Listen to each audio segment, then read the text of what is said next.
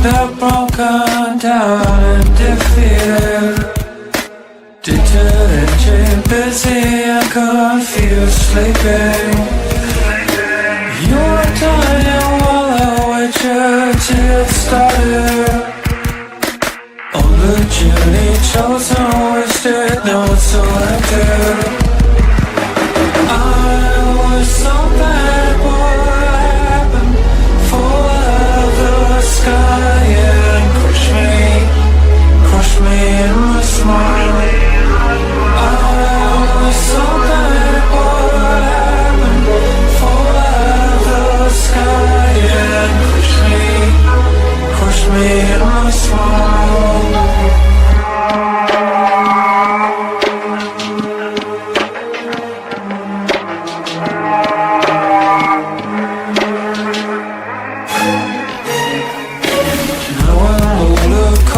Silver sand jaded, they're not coming, they're broken down and defeated. You are dying while I wait you to get started. You are dying while I wait you to get started. I was so bad, what happened? Fall out of the sky, yeah. Crush me in my smile. I was so bad, what happened? Fall out of the sky and crush me in my smile.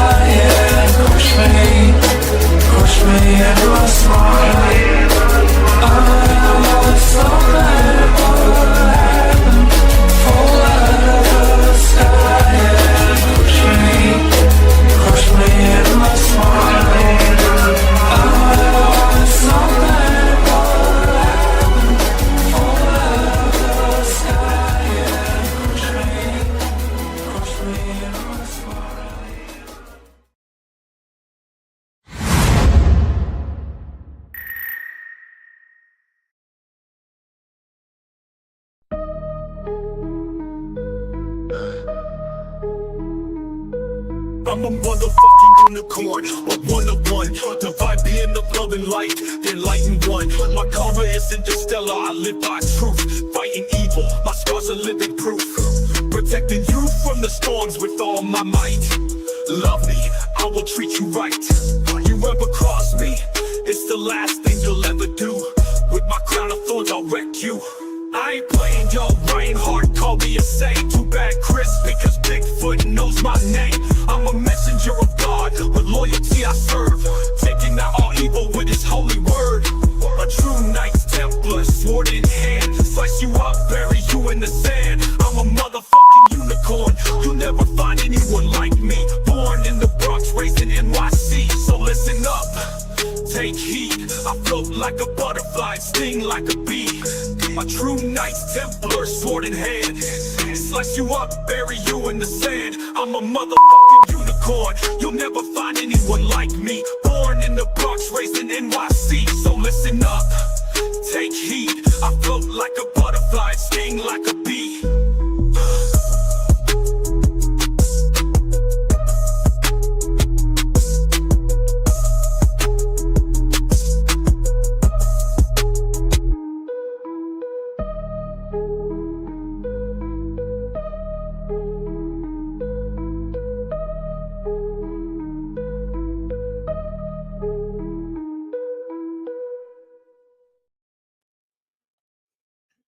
Welcome to Third Eye Live, everybody.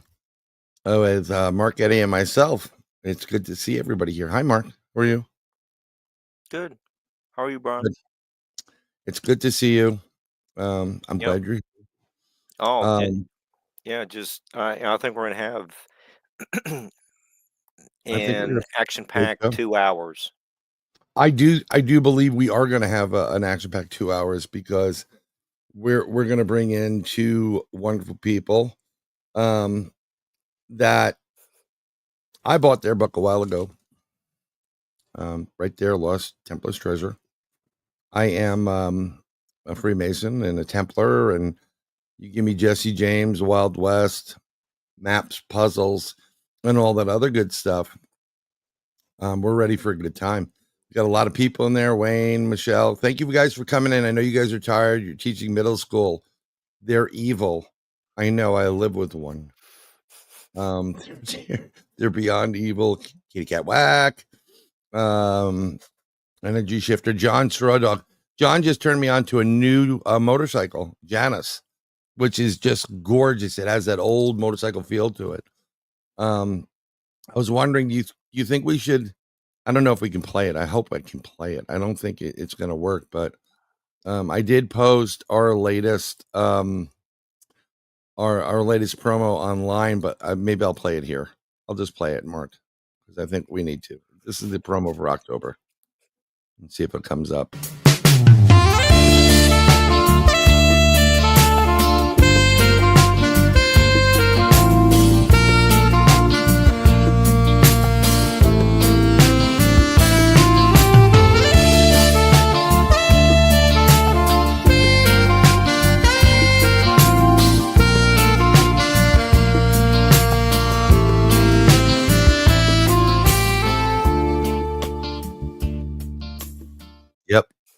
Yep. That's it. You don't understand. Right now, I think Dan is just bugging out. It's just a great video. You should have seen the last one for the whole entire month. Now with pumpkin spice lap dances. You got to promote yourself and you got to just throw it out there. Let's not play any more games. Let's bring in this wonderful family. Because I was just blown away with it, and we'll bring in Daniel and Teresa. I don't know who's born first, so don't be upset with us. We're gonna switch squares here. We're gonna put you guys on top, so that everybody's there. Daniel is just 29. I was trying. I don't ask them their age. That was a great promo for October. You know what? If you throw it up there and someone goes, "What is wrong with these guys?" It's just I was just sitting there going, "Oh man!" Someone said 9 out of 10 women surveyed. Yeah, I was trying to compose myself so I looked professional, and then that came up, and I was like, "Oh my god!" I laughed. I got tears. Well, see, but this is the thing, right? Okay, I'm going to be deadly serious on things. You go on some of these shows and everybody's trying to be real, I'm Walter Cronkite. I'm not Walter Cronkite. I want to have the way this show is designed is to bring in very interesting people that are really you should have on your radar, and you should be buying their products and their books. First of all, read. Don't get an electronic. Look, you can dog-ear the pages. You can do crazy things with these things. I remember, although to tell you the truth, if you wanted to pack a couple of books, you could do the Kindle thing. And the coolest thing I did, I downloaded some app. So I can buy the book and then put it into this app, and it will read it and as fast as possible to me. Yeah. But you can't just read this. I mean, you can't have like a Kindle do it because there are diagrams in there, and it's not going to go and describe the diagram. So you kind of like what I wind up doing is sometimes I do it to get, I'll read along so I can, it's really weird. I'll listen to it and read at the same time. Thank you very much, Michigan UFO Sightings and Paranormal Encounters. I thought you would like that. They're both middle school teachers, and they've got a great broadcast called the Michigan UFO Sightings and Paranormal Encounters podcast. Middle schools are flammable. Yes. They are. It's crazy. We got our boy from Masculine Geek in their events. Thank you for coming in. So I bought this book when I think it first came out because we were talking about something at one point. As a Mason, we had a book club, but it was esoteric. And one of the greatest books you'll ever read in your life is Manly P. Hall teaching The Secret Teachings of the Universe. Okay. I knew you were going to go grab that book out. It is one of the greatest, and 99%, if not all of it, was created by him before he joined. This is at a time when no one had the phones, no one was playing games. If you wanted some kind of entertainment and you weren't being, chores up the, you were reading to escape the reality you were in. And you're doing real research. And the stuff that comes out of that book will change your life for the better beyond belief. But we're going to be talking about some of this too. And we're going to be talking about Albert Pike, who is the big daddy of Freemasonry. And, everybody gets their Freemasonry information off the internet that we're all the Illuminati. I'm like, dude, look at my bank account. I'm so not the Illuminati, But one of the things I just noticed because, I just dug into this because it has everything I want in it. And I became a Templar many, many moons ago, but I don't do the allegory as traditional commanderies would do. The chapeau and stuff like that. And I'm going to be very limited what I can speak of. And I think Daniel will be too, in a way, because we have certain obligations we have to. If you want to know and you're a man, you can join.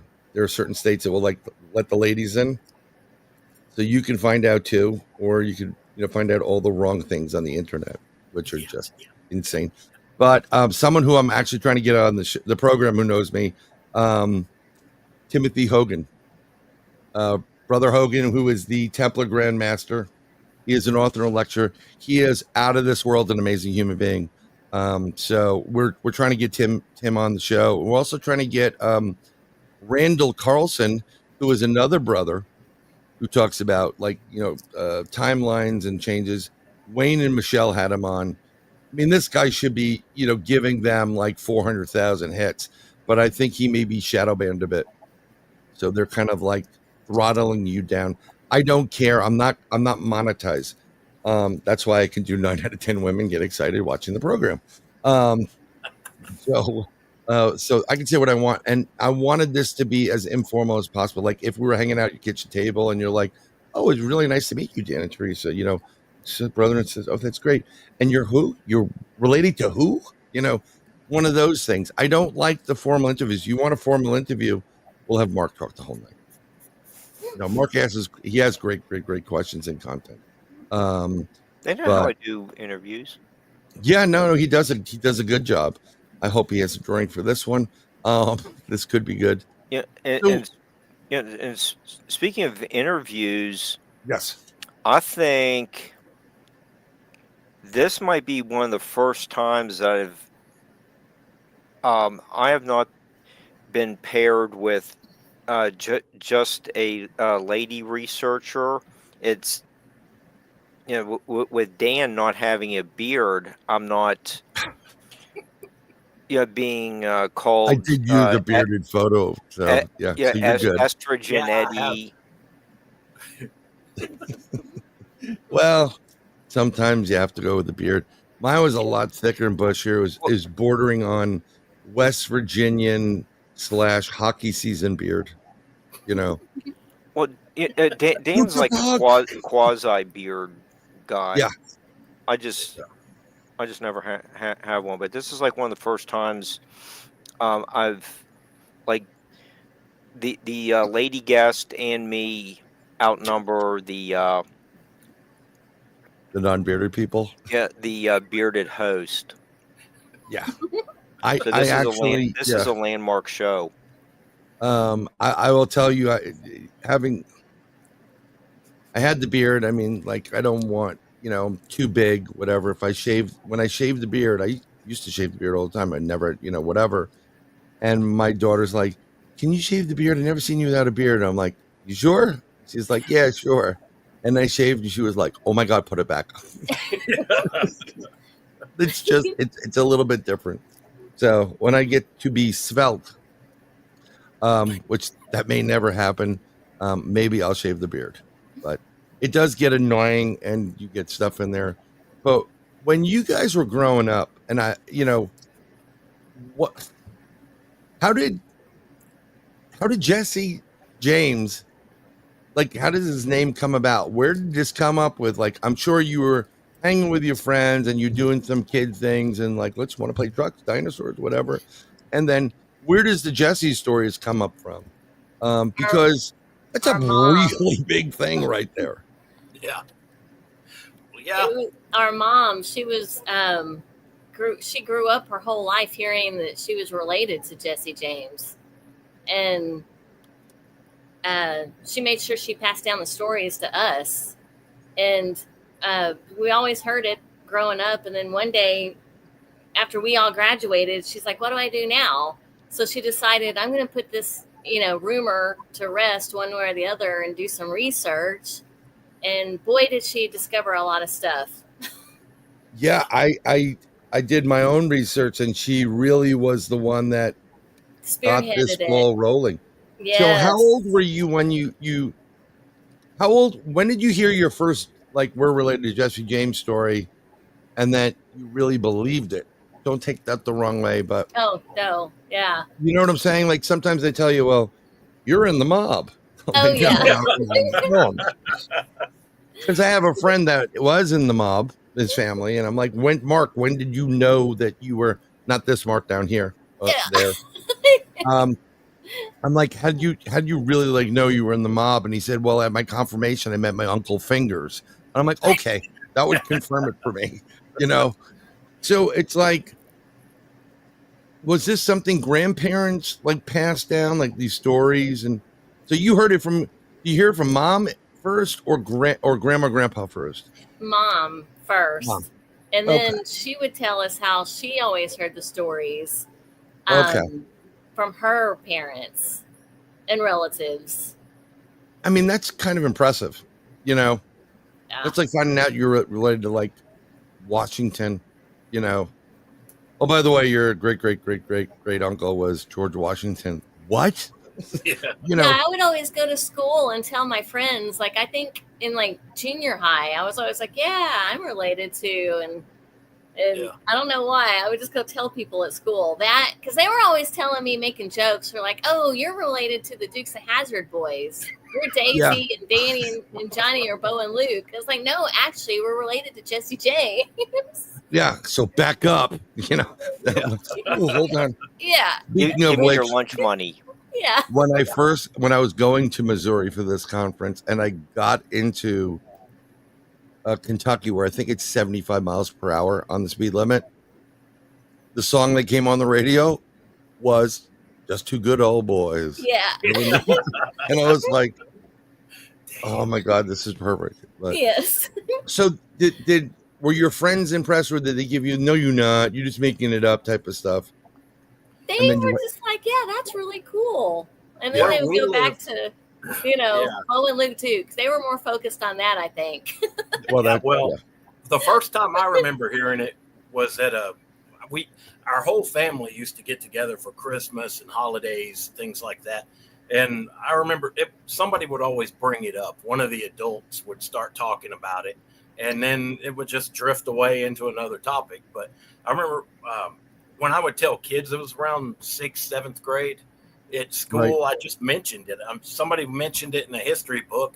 The teacher's talking. And I said, yeah, my ancestor was Jesse James. And most of the kids that I grew up with, Liberty Hill was a real rough, considered rough. Back then it was normal for rural Texas. Now it would be considered a rough town.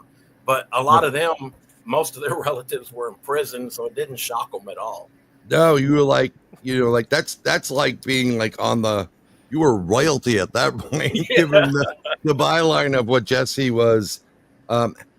did or was accused of doing, and smart fellow. And yeah, so then you ask mom, and then mom's like, I'm gonna find out I'm putting my hand down. I want to really the proof.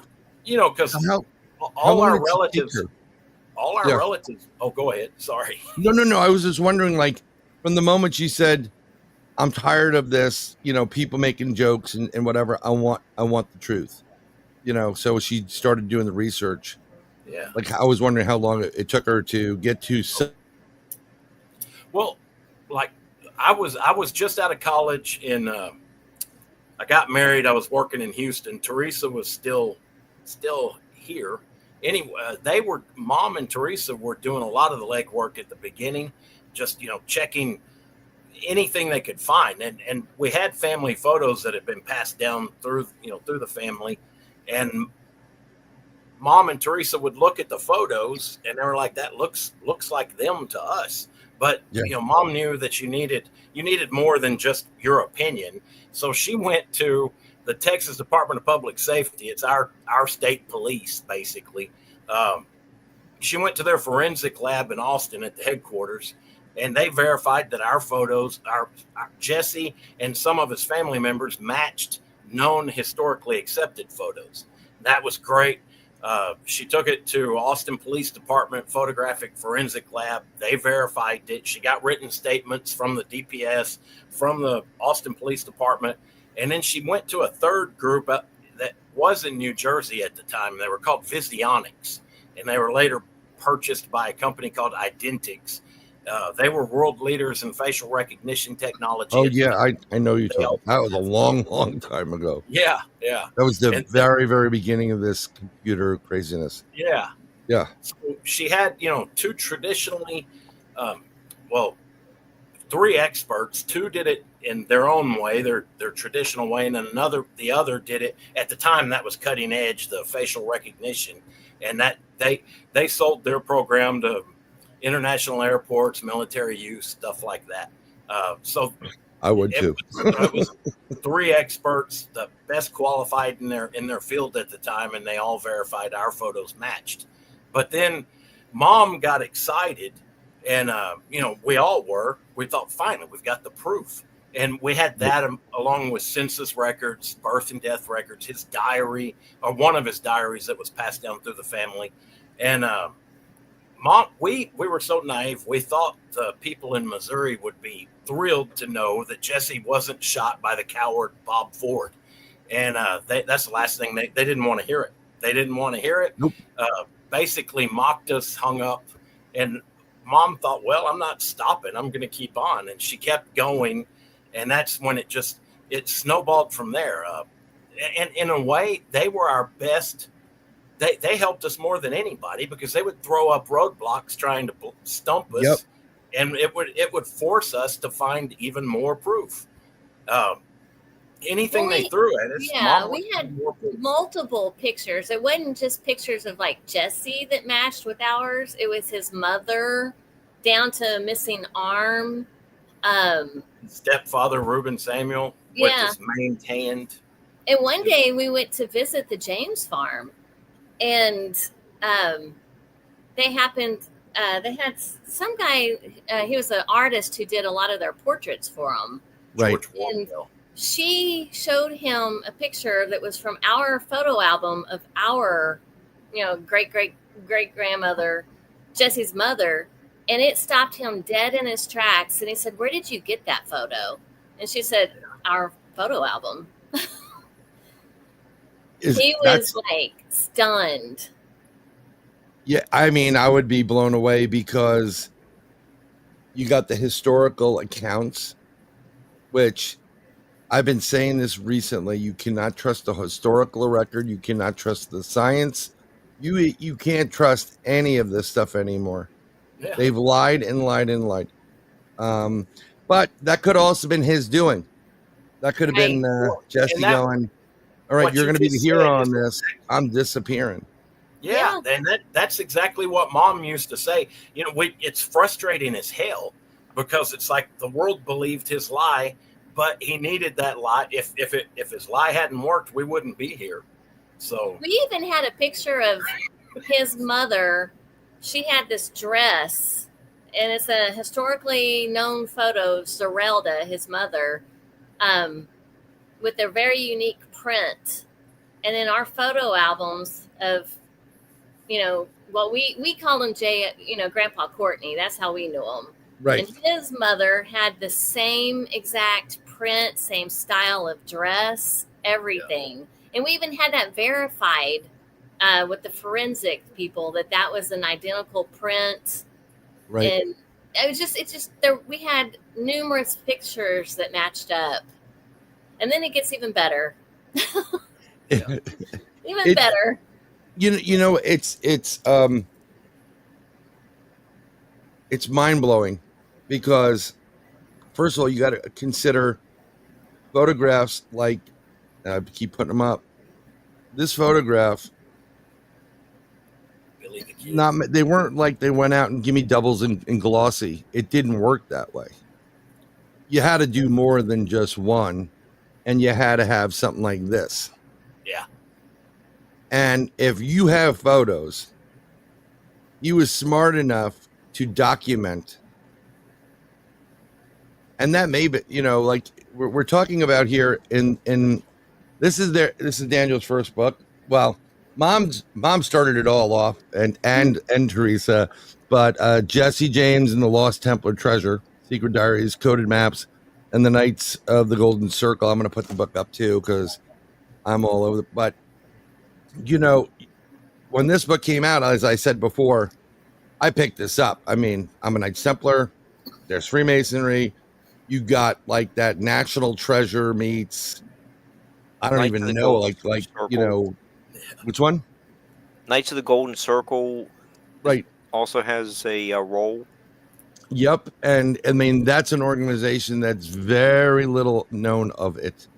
Yeah, really. I mean, yeah, they were trying to start another civil war. Yeah. But so I mean, so you go down and you and you kind of getting all this information. How did we get to, like, after we discover, mom discovers we are legitimately related to Jesse James, and I heard there was a photo, I read it someplace, of Jesse James at his own funeral. Yeah. How cool is that? I wish mom could have seen that photo. Teresa discovered that after our mom passed away. But it was that mom used to sit around. She would say, "God, wouldn't that?" But there were legends of a mysterious tall stranger at the funeral, at the alleged funeral of Jesse James, and most people didn't know who he was. And there were legends of this. There were even mentions of it in old articles. And thanks, Mark. And thank you, Mark. And then mom passed away. We were all depressed, and that's a long story. But Teresa found that photo, and she said, "You got to see this. This is unbelievable." And when I saw it, it's obvious it's him. We didn't take that one to forensic departments and have them verify it. You can tell. Yeah, it's so obviously him. And if you've been looking at his face, and all, I could tell. Granted, my grandfather's brothers very similar. There's one time I ran up. I went, Grandpa looked exactly like. I've never met his brother. He was in California, and he turned around. I'm like, "You're not my grandfather, but you sure as hell look a lot like him." I didn't curse at him. I'm like, I'm his brother, and which my grandfather was thrilled his brother was in town. When you see people, that's a relative. That's a relative. That's a relative. Who's that? Because they don't look like anybody. And add to that, you've been looking at Darwinian notches in ears on photographs and all the the forensic stuff you pick up from talking to forensic experts, and you start noticing a lot that in the past I would have never even thought to look at. But scars on their cheek, notches in their ear, or they call it a Darwinian notch just because it's hereditary. Right.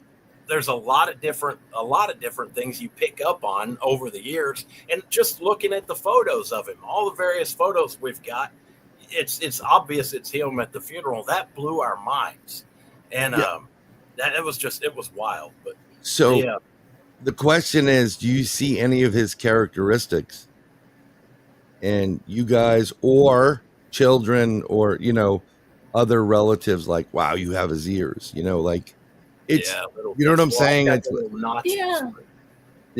it's just kind of cool. His mother had little white mole on her next to her nose on her cheek, and that has passed down. I think Teresa may have one. I know Mom has one. I've got the little white mole. And we've talked to doctors and different people, and they said those are they're genetically they're in your genetics. This brings a pattern up, so you can kind of like, yep, we got this. There, it gets to a point where it's like, without having physical DNA. Yes. You can only go so far. If you have physical DNA, where you may be able to get some. Yeah.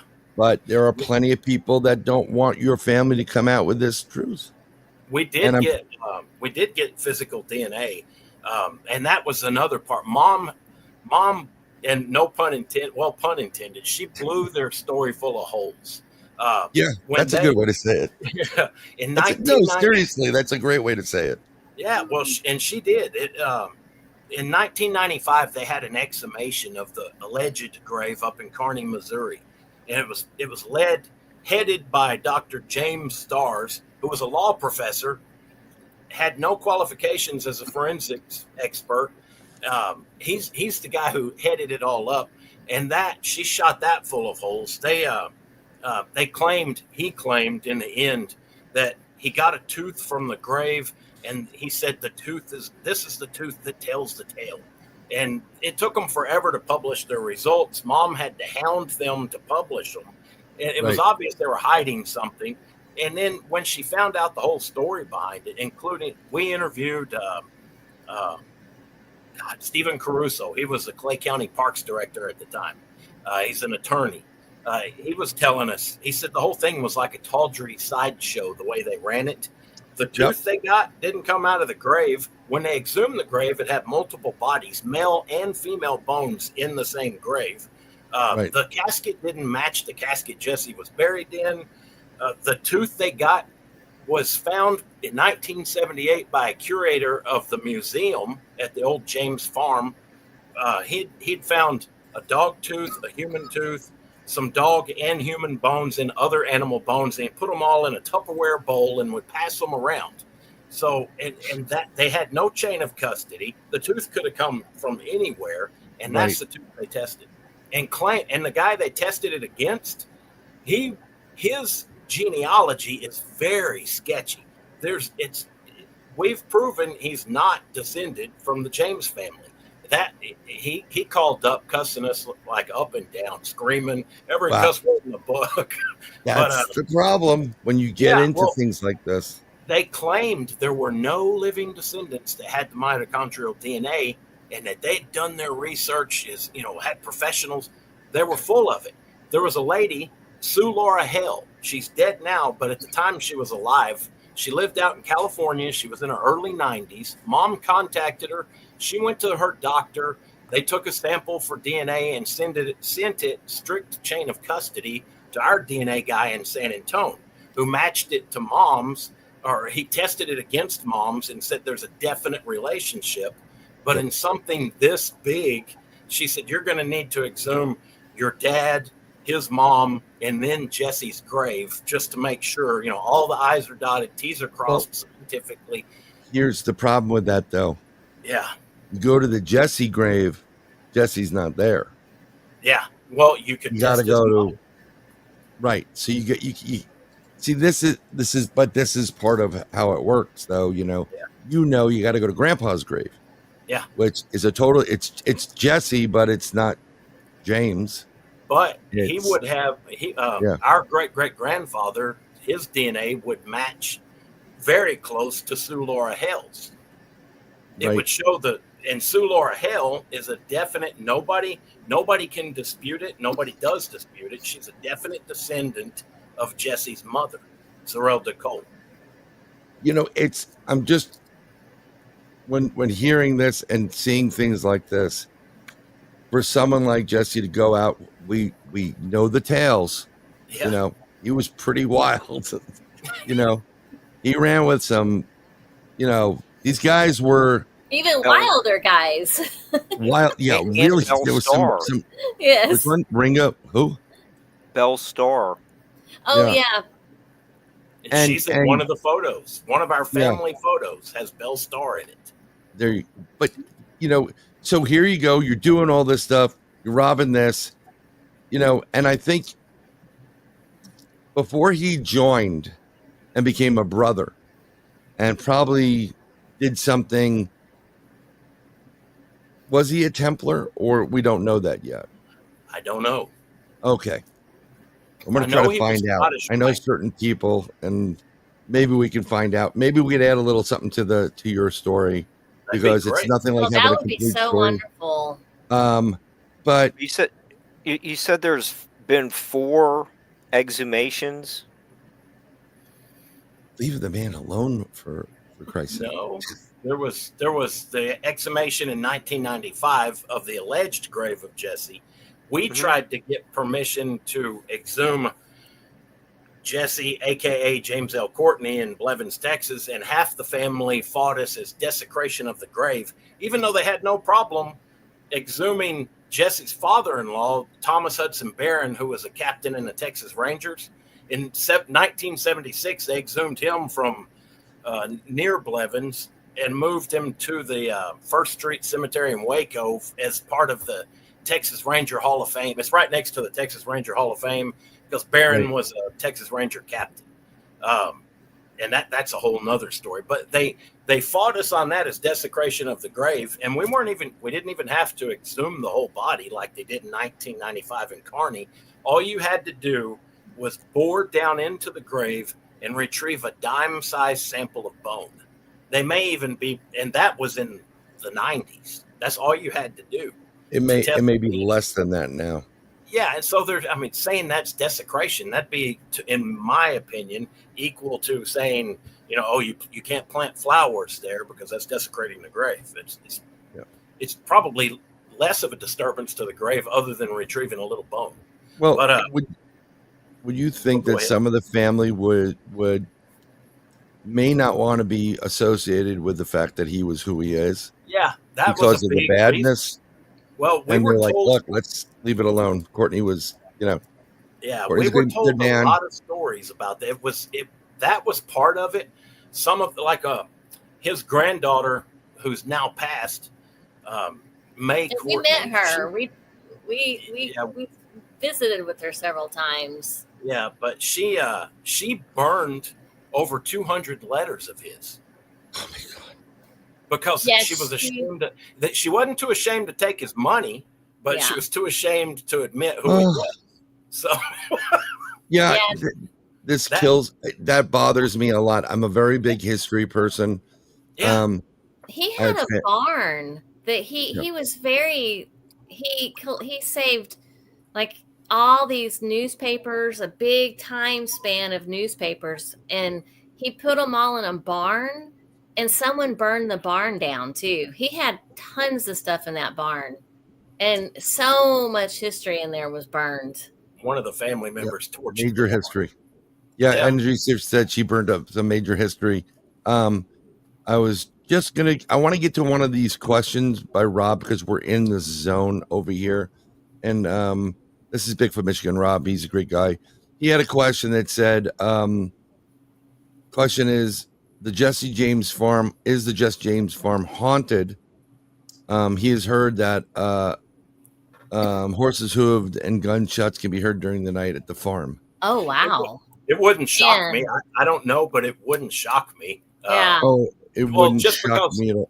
When the Pinkertons threw the bomb in his mother's house, it killed his half brother, his 9-year-old half brother Archie Peyton Samuel, and it killed him. So I don't know. For me, I know it doesn't, and you don't need a murder to have a place haunted, but that it just seems to me like that would draw paranormal attention. Well, yeah, it's all about energy and leaving a marker. It's and some kind of leaving the rub on there. That would be pretty interesting. Is there any significance to the being buried face down from the 1902 Let me exhumation? Tell you about that. Yeah, I think so. I really, that was another thing. According to James Starrs in 1995, they claimed his body, and this doesn't even add up. 1902, the alleged body of Jesse, who we think is Wood Height, his first cousin, who was known to bear a strong resemblance to Jesse. They were first cousins. Wood Height rode with the gang. We think he was killed and passed off as Jesse. Well, the story about Wood Height getting killed, it was about a month earlier when he got killed. He thought of himself as a ladies' man. He was having an affair with Bob and Charlie Ford's sister, whose name was Martha Bolton. Martha was having an affair with Wood Height and her farmhand, Jim Gibson. So Wood and Jim get in a fight. Wood kills Jim, and Bob and Charlie kill Wood. There's no known grave of either of those men. Nobody knows where Jim Gibson just disappears off the pages of history after that. Wood Height, nobody knows where his grave is. They claim he was killed in another shootout, and nobody knows where his grave is, even though he came from a well-to-do family connected to the Jameses. His Wood Height's dad was very wealthy and lived in Kentucky. So, there's people who said his body was shipped by train back to Kentucky and it was a secret burial. There's all kinds of excuses, but there's no grave. And knowing that the pictures we have match Wood Height more closely than they ever did Jesse, along with a lot of other inconsistencies, we think that's the case. But back to him being buried face down, there was rumor that Wood was also molesting a 12-year-old girl at the time. And I can see why they killed him. But they said to disgrace him, they buried him face down. And that's the story behind that. There's no facts, though, other than, and the reason I brought up 1902, when Jesse was allegedly buried in Kearney, Missouri, it was originally on the family farm. In 1902, they exhumed him, put him in a new casket, and moved. It was a metal casket, and moved him to Kearney, Mount Olivet Cemetery in Kearney. Well, allegedly, the original casket was rotted and it fell out on the ground almost halfway to the cemetery. So they put everything back in the coffin and then reburied it in a new metal casket. If it had fallen apart, why did James E. Starrs claim that it was face down and anatomically correct? All the toe bones, the finger bones, all the bones were anatomically correct. If it fell apart on the road during a rainstorm in the mud, I doubt they would have taken the time to match every bone to each, where it was supposed to go. It doesn't make sense. There's a lot of holes in their stories. Yeah, it's really interesting. So, he was supposedly somebody shot Jesse. It was supposedly Bob and Charlie Ford. Bob allegedly pulled the trigger. I keep. Okay, my problem is the Billy the Kid with Jesse James, because they're really, really close. Yeah, and did you know they knew each other, which blew me away too. Yeah, that is just like, hey, how's it going, Billy? Pretty good. I'm going to be robbing the bank tomorrow. Just me want to get out of town. I mean, they met in 1879 in Las Vegas, New Mexico, and talked about joining forces. It's just it blows you away. Now, I have a friend who lives out in Indiana, Justin Rimmel. He has Mysterious Circumstances podcast. He does research on all this stuff. I told him about this because what I wanted to do, him and my friend Cisco, I said, let's do a book club type of show, roundtable every once in a while. We grab a book, and I said, this is the book.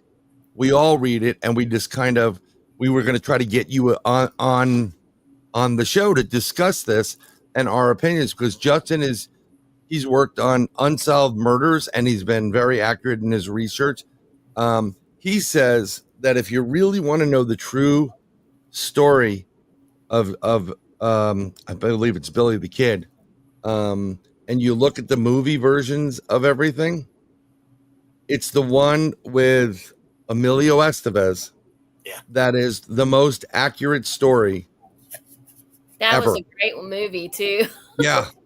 They're coming out with another one. I know, which is like, the geriatric years. I know, it's so funny. Like it's probably going to be like a romantic comedy, whatever. I can't find my teeth. Let's go. Doesn't matter. I can just picture it. But I know there was talk about your series, your book, and your family, doing another, like a movie or something like that. I was reading something and I loved who you picked. I think, Daniel, you picked, I forgot his Jason, with Padlicki, I think is his last name. Yeah, he was one of the Winchesters he's the tall one. From Supernatural. Jared. Yes. Jared. Yeah. And that would be, you know what? Well, as soon as I read it, I was like, holy crap, perfect. You are 100% on that one. Yeah. Actually, Teresa put that idea in my mind. I'm a big fan of Supernatural, so I love Supernatural. I mean, it's if I could have both of them in there, I would. Oh, it's just the coolest. You have a lot of because we're I do paranormal stuff too and whatever. BMR has a show, Paranormal Newfoundland podcast. Boom, here she is. I'm telling you, you guys are going to get requests up the wazoo. So talk to your agent, Mr. Eddy, right there. You're going to be on other shows, more audience, global and stuff like that. But I think it's great. It's a great series. And there is some paranormal stuff when you get into the Wild West. Yes. The Ghost Rider is not a joke. And then when you get into Indian territory, they get real. You want to hear a quick story? We're good for that. Yeah, let's go. Jesse's daughter, Ida, she's my great grandmother. Ida eloped with William Dorset. His name was Bill Dorset. And they lived at Jesse killed two of his horses trying to catch them. They eloped and made it to Belton, Texas, where they got married. He tried to catch them to put a stop to it, and he killed. Well, it was his two best horses trying to get there on time. It just ran them into the ground. Wow. He must have been. Back then anyway. That's a whole side story. Just the fact that. Can you imagine having Jesse James on your ass trying to catch you? And he's so mad anyway, they beat him to it. He honored that. They made it. They won. So they would camp out. He didn't like it because Bill Dorset lived in a wagon, and he and Ida traveled around in a wagon. Even they had their first few kids. My grandfather was one of them, and they lived in a wagon, chopped cedar, did odd jobs. Yeah, and they were camped out on the side of the road. Like gypsies, and a lot of the other family used to turn their nose up at them, calling them, gypsies. But I thought, well, it sounds like a cool way to live to me. But anyway, a little bit romantic. Off of Grandpa Courtney's money, and she refused to. Ida was like, well, see, that's the thing, and the fact is, if you really look at it in a different direction, that is kind of romantic that they were willing to do whatever they wanted. Yes. And as a father of two daughters, I would probably track people down and kill a couple of horses or get that fast horse and go after them. So, but now the ghost part of this, the story, the night Bill Dorset, my great grandfather, died, they were camped out on the side of the road.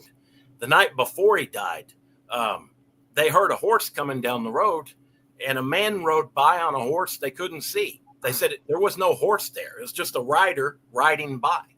And the next night, he had a horrible nightmare and died of a heart attack in his nightmare. And they always pass that story down.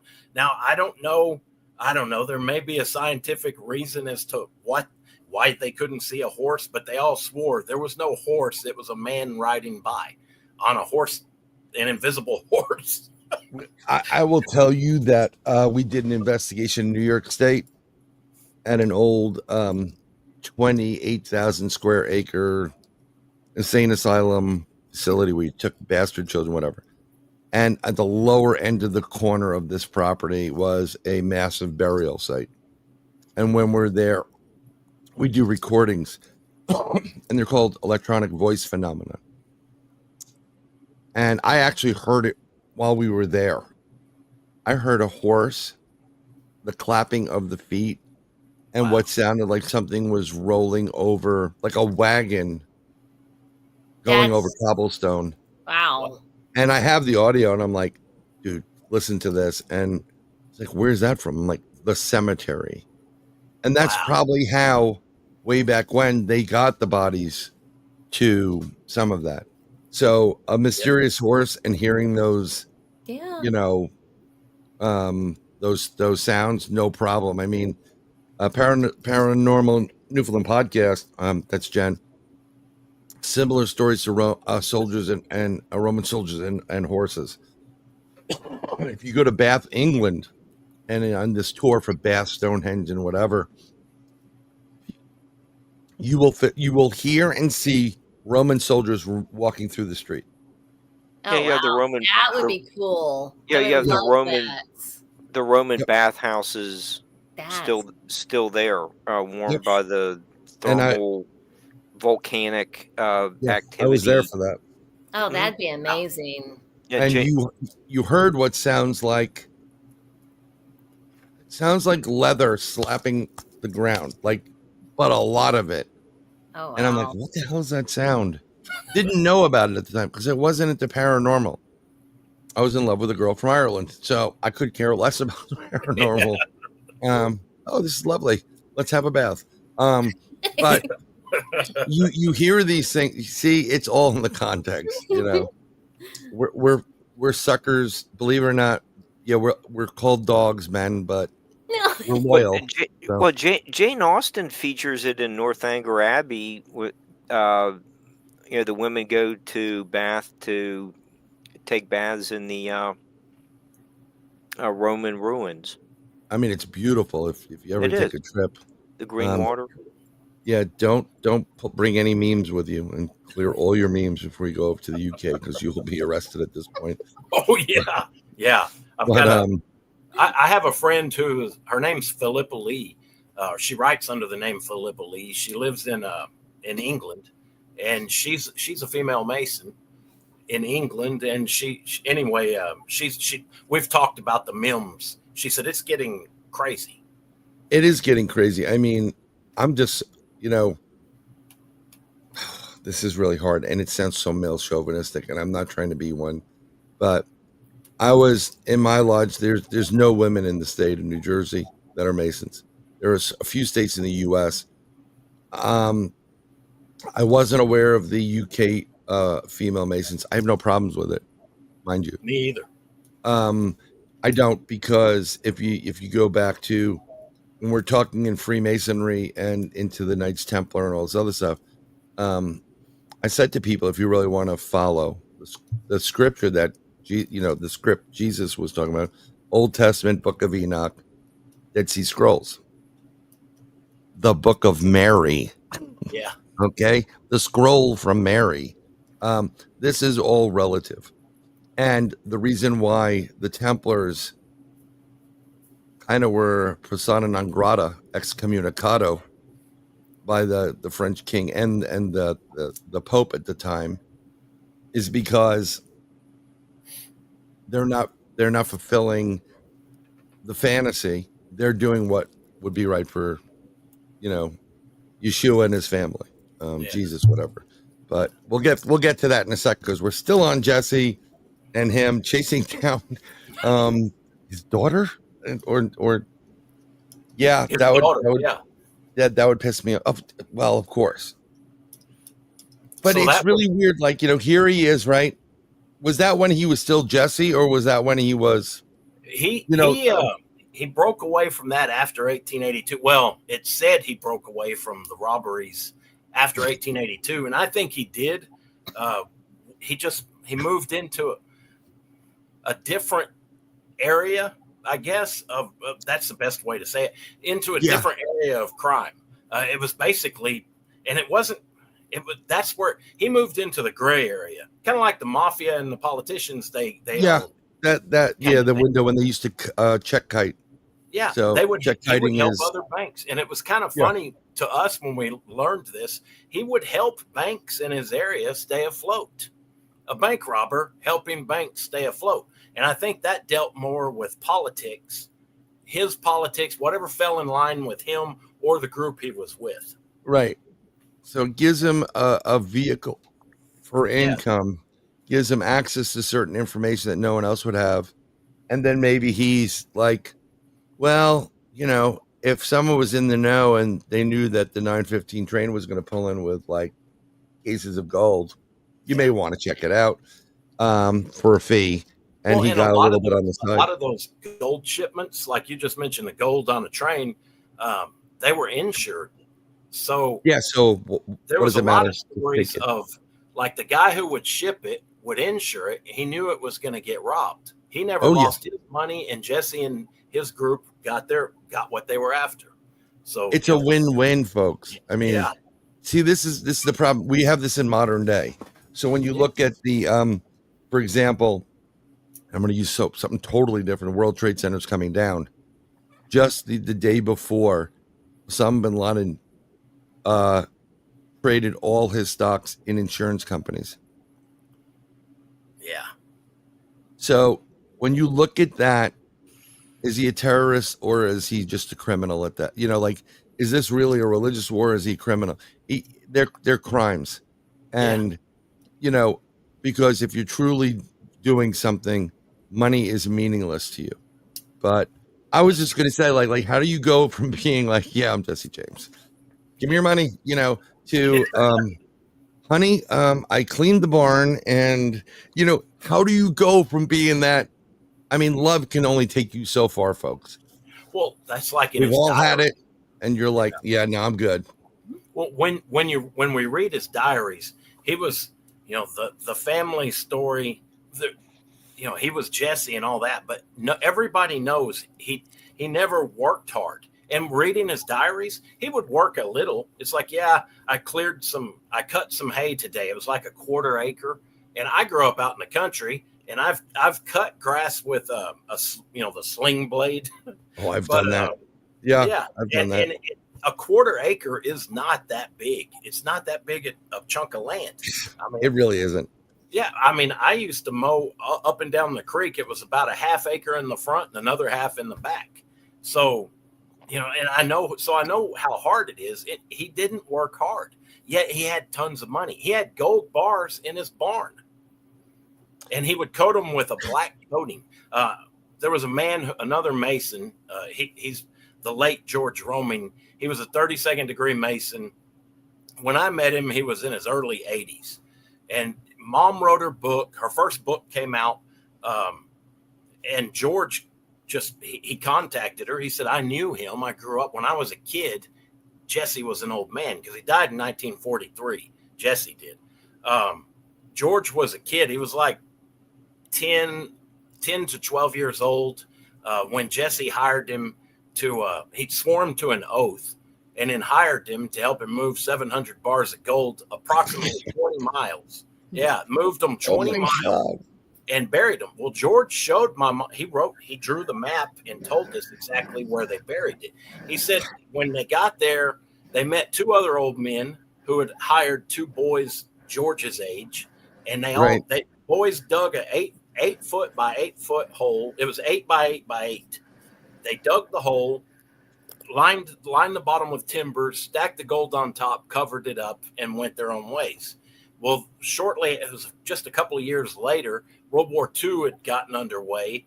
George and the other 2 boys lied about their age and went to war. Right. George said the other 2 boys died in the war. When he got home after the war, Jesse and the other 2 old men died of old age. They were all dead. He was the only one who knew about it. And I thought this sounds like a stereotypical treasure story. I mean, everybody knew me. Everybody else is dead, and I'm the one who knew. But he showed us where the treasure was on the map, He was out in El Paso in a hospital at the time. Mom and I went out there and looked for it. It's on Fort Hood.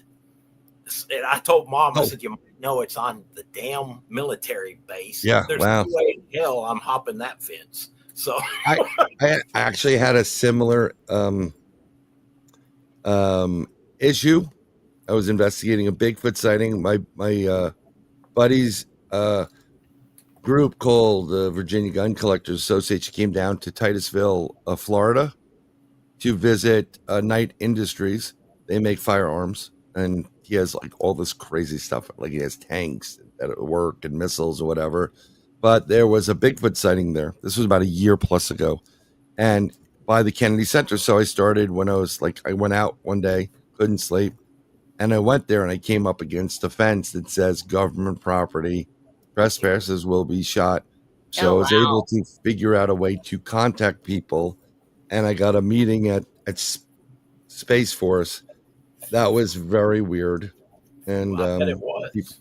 I would advise not to go over that fence. Yeah, I told Mom, I said, "There's no way in hell I'm jumping that fence." She said, "Yeah," but that ties into another exhumation that Mark had mentioned. Another exhumation. There was an old man named J. Frank Dalton. There's a group of people. He was a hoaxer. He came out several years. I think it was 2 years after the real Jesse died. J. Frank Dalton came out claiming he was Jesse. He'd also claimed he was Kit Carson. He claimed he was a U.S. A senator from New York and several other people. But so he went with that, and he's got his following to this day. There's people, even though he's been debunked thoroughly, there's always a group that's going to follow him. So they wanted to exhume him, his grave up in Granbury, Texas. And that's where Mom and I met. I think Teresa met him too. It was Billy Saul Estes. I don't know if you remember that guy. No, I do. Yes. He was Billy a hard Saul. one to forget. Yeah, he had a presence. Billy Saul, real nice acting. He seems like the nicest old man you'd ever meet. The government had been after him. They were even after him then until he died for murder. He was LBJ's, a lot of people say shadow man. He would sell non-existent fertilizer plants to foreign investors to raise money for campaigns for LBJ and his own gain. But Billy Saul Estes, you can Google the man's name is Billie, Saul, like the sun, and then Estes. But that he was real friendly to Mom. He wanted her info, and he had a copy of her book and had her sign her first book for him. He was friends with Wagner Carr, who was the former Attorney General of the state of Texas. Now, Wagner and Billy Saul publicly acted. They would claim, "No, I've never talked to the man. I don't know him. I know who he is, but I don't know him." Right. Yeah, we're over in the corner of the cemetery under a shade tree talking for like an hour, just laughing it up, and just really. They both were close to LBJ, yet somehow didn't know each other. But Wagner Carr got interested in our story. He was calling Mom constantly. He was also more interested in the treasures. He was interested in Jesse, but he wanted to know more about the treasures.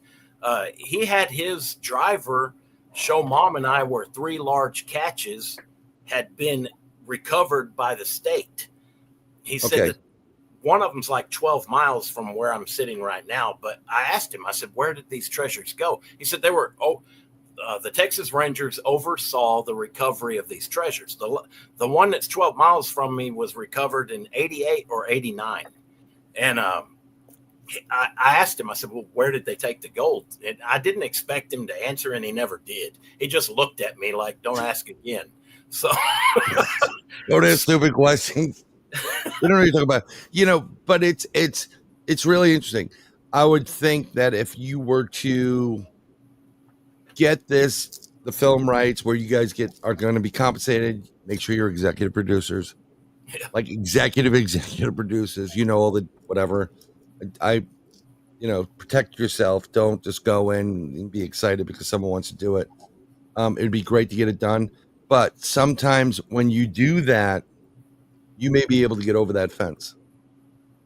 I'm just letting you know. Love that. Because and I've told Teresa, having 700 bars of gold would be amazing. I don't know what I'd do. I'd have a whole lot of fun with that.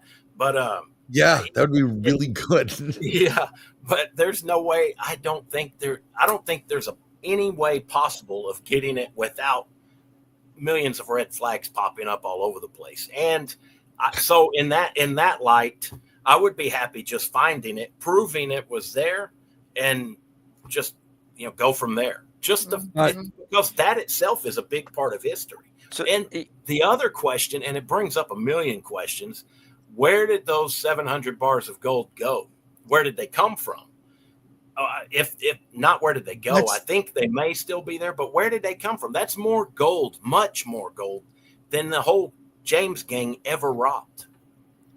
Well, that's where we get into, and then I have a couple things started here so we can kind of hit it. Someone asked, did the Templars insure their gold back in ancient times?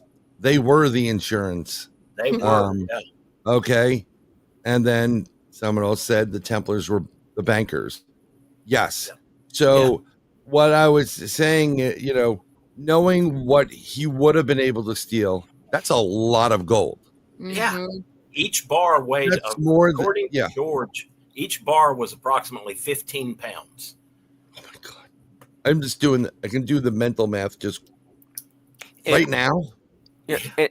And Dan, and speaking of all the, how much was insured, and some of the robberies that you and Teresa cover in part 2, you do list the many robberies from about 1866 till 1876. It was like what a 10, only just a 10-year crime spree. But what did they get in the robberies? It seems like it was more cash. I think it was cash in most of the. I don't recall that they got any gold in. That's like what.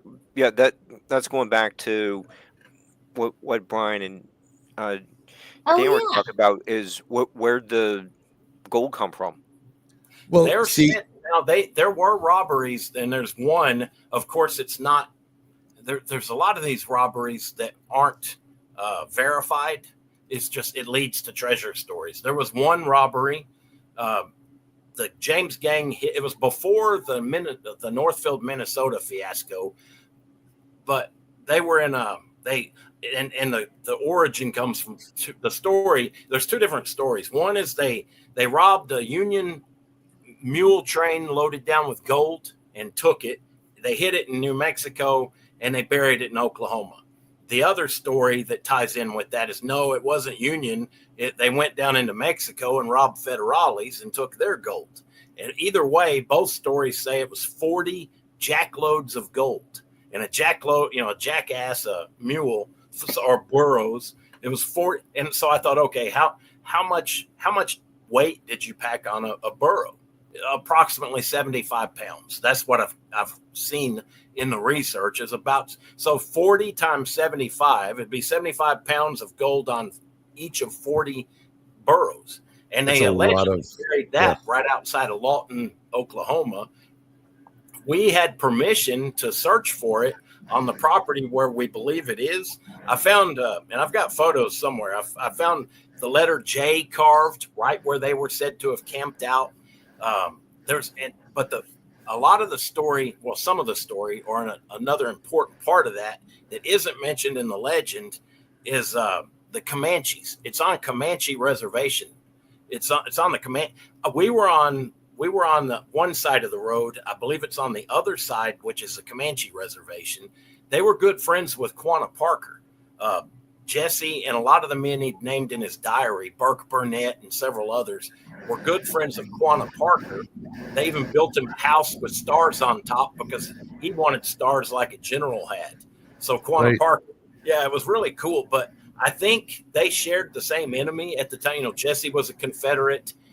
It was the same people. He fought the same people Quanah was fighting. And I think they respected each other. And another part of that is Albert Pike was good friends with a lot of Native Americans, Cherokee and others. So I think they had an existing partnership with Native Americans, including the Comanche, and that's why they buried it where it's at today on the Comanche reservation. But which is smart because it seems like Jesse and everybody utilized their network, and friendships, because you're right, everything's very common there. By the way, we're talking about almost $700 million. Yeah. Okay. That's a lot of money. A couple of Lambos. Okay. Ladies, that's shopping big time.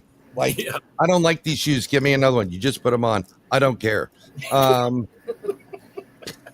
thought going out getting little cream jars like this for facial cream for the holidays, my daughter, at $85. I'm like, what are you putting on your face? Yeah.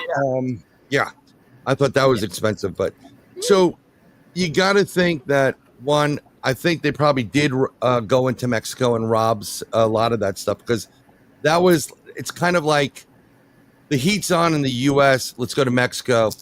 We know we can bribe people there. You bribe them, and then when you get a little bit bored, you go into another town, you pay them off, you rob the bank, and they'll blame you, and they're living better, and vice versa. But someone mentioned, and right off the bat, you're looking at Aztec gold, you're looking at, all that ancient, what Cortez was looking for, and Mayan gold. And I think they may have, especially with you get Albert Pike, the beginning of real modern day Freemasonry is from Pike. And you have Manly P. Hall, who's friendly. I mean, this is the original origin story. You know? It's like that. That's the network. And at first, and I admit, there was a guy who was trying to tell me some of this back in the early 90s, or I'm sorry, late 90s. And I looked at him. I said, look, I don't mean to offend you in any way, but what you're telling me sounds insane to me. And that offended him. I didn't mean to offend him. It just, I was being honest. It sounds insane. And then I, as we keep researching, I meet more people. Masons coming out of the woodwork after Mom's first book was written. It was Masons around the Blevins area, Waco, and different areas. Wagner Carr was a brother. There's a lot of people coming out, and they're telling us things that you don't see on the evening news. You don't see it in the papers. And it's like, what the hell happened? It's like all of a sudden, everything we thought we knew growing up in rural Texas, just a simple country boy, was turned on my head. It goes far beyond Jesse. So this is crucial. How long after all this research you both have been doing, Mom has been doing, and you're getting people coming out of the woodwork, and you're getting these stories, you're like, this is crazy. Where is your Masonic connection to that? Where did you say, hey, if you can't beat them, you join them?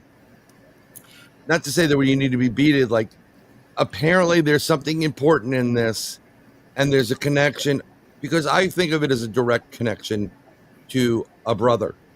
Now, we're not blood, but we're brothers. And I will tell you this is just my personal experience, and I probably could bring in more than dozens of other brothers. I have better connection with non-blood than with blood. Okay? It's really weird. And there's trust and honesty and faith and protection and backing and support.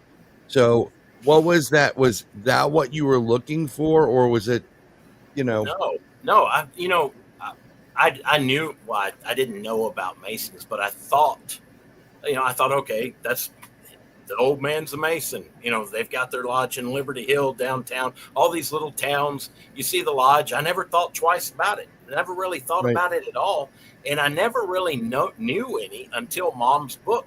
Her first book was written, and there were guys coming up saying, "Yeah, I'm a Freemason," out of wherever. And I thought, this is odd. There's just a lot of guys coming up saying this, and we'd never met this many Masons before. And then years later, Mom died in 2015, and I joined in 2019. Okay. It was Well, it makes sense. And, besides the blood relationship, Jesse, you're also brothers. Yeah. Well, It's I got really to know a weird George thing. Roman, that old man who helped There you bury the 700 bars. Yeah. He told me, he said, he asked me, he said, "Have you ever thought about joining?" And I said, "No." And I said, "What do you think of it?" He goes, "It's great. I love it." And then, he just went but he didn't ask me to join. He just, brought it up. And I thought, okay, this is So go ahead. Mark, you should join. Dan, how did that, like the experience where you just, left off, kind of being asked to join,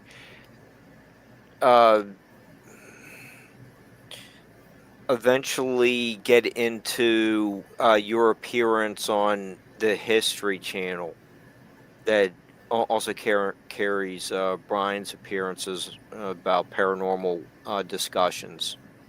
So Teresa and I are the only ones, left out of TV appearances at the moment. But you did have a really good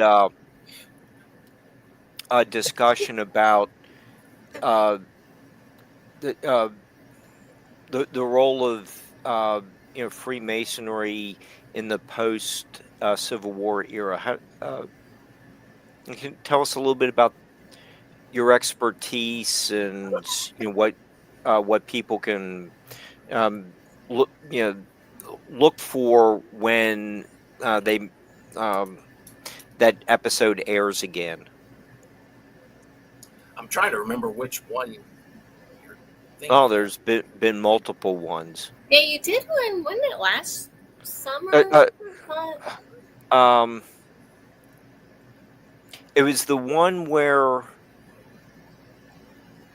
I forget the host's name. But you were there was the big steps. There was the cartoon with like one side had the normal steps, and then there was oh yeah, one's talking about English right and the other's York right. Yeah, I know. I'll find it. How that tied in with the end of the Civil War. Yeah. I don't know when Jesse became a Mason. I do know, and there's verified. I mean, there's facts. It's in records. Jesse rode with William Bloody Bill Anderson. That was his, but they were all under the umbrella of Quantrell's guerrillas. And when they would do raids, they were guerrilla fighters during the Civil War. They would range from Missouri, Kansas, all the way down to Texas. And there were two instances where they camped out in Albert Pike, who was a brigadier. Albert Pike was a brigadier general. They camped out in Pike's camp. They shared the same camp. And I don't know if that's where Jesse was. I like to think, oh, that'd be cool if Albert Pike, if Jesse became a Mason because of Albert Pike. That sounds like the things, like a Hollywood story. But I really don't know where. I know God, that'd be great. I know he had. I'm told he had Masons. He came from a line of Masons. It could have been from his family. He could have decided to join later. It could have been there were a lot of guerrillas. I mean, there were men on both sides of the Civil War who were Masons. Like there was one example where the guerrillas wiped out a trainload of Union soldiers. One man showed a distress signal and they let him go. Yeah. But they killed all the others. But they had no problem killing. They were very good at that. And I'm not taking a side on the war. You got to understand. Yeah, there's certain things that Masons know, and that's why one person got away. But there are many stories of this exact same thing taking place throughout, not only the Civil War, World War I, World War II. I mean, a lot of conflicts globally. So membership has its privileges to a degree. Now, when he was under the assumed name of J.L. Courtney, his grandson-in-law passed down some of his Masonic books to me as under the name of James L. Courtney. So and he joined under that name. He didn't join under his connections that route. I've had a couple of brothers tell me, he couldn't have done that. He had to do it under his real name. And I thought, well, that was his real name that he was living. He was asked by one of his friends who was a former guerrilla. A lot of the former guerrillas lived around him in Blevins, Texas. And that's well known with the old timers out there. They all went to the same lodge.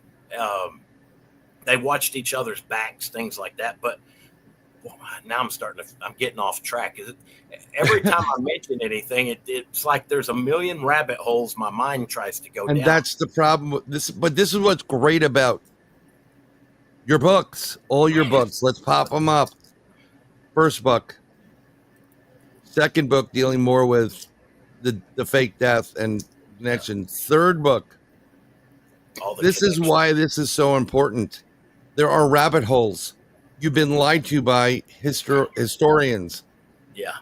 And the two guys who I really like them, but they're digging a hole that's empty on Oak Island. Yeah. They're spending tens of millions of dollars to dig a hole in the ground. And if they're lucky, they'll get a note like, I owe you. Yeah.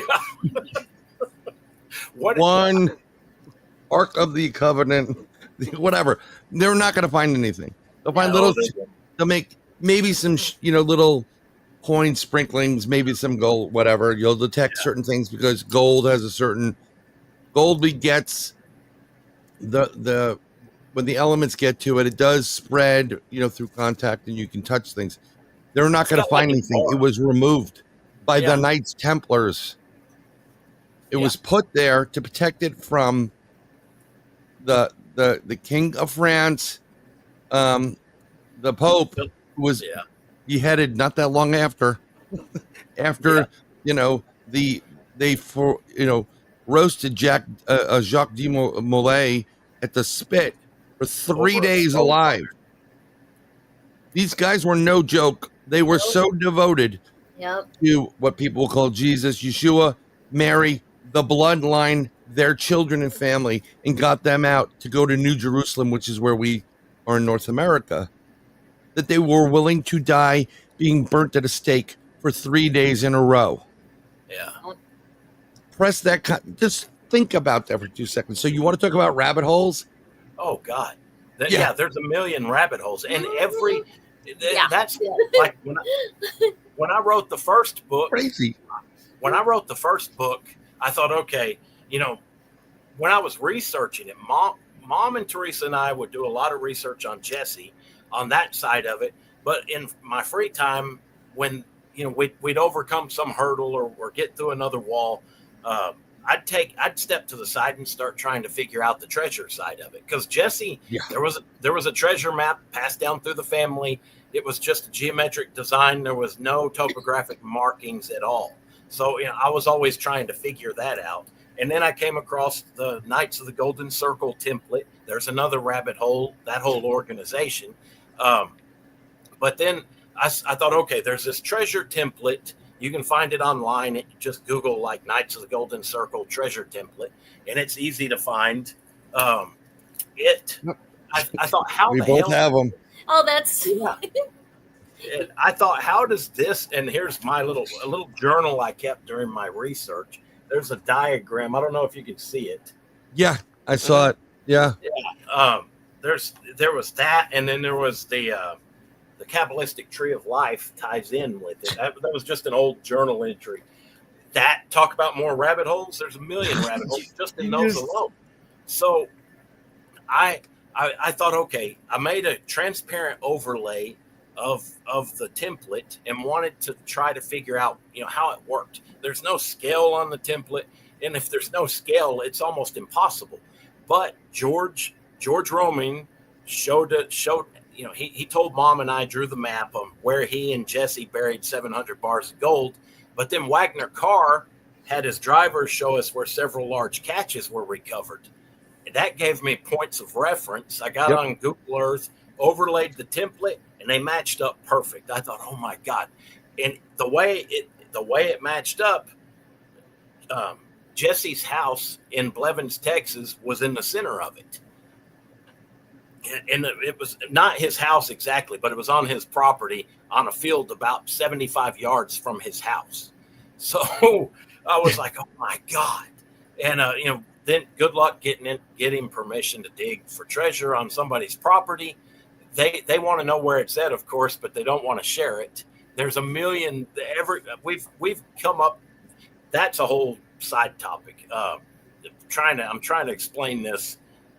The same track of mind I was on. So there's the template. I thought, okay, why these dimensions? Why these certain numbers? Why these shapes? Why is the template shaped like it is? There's a million questions that come up just from the template alone.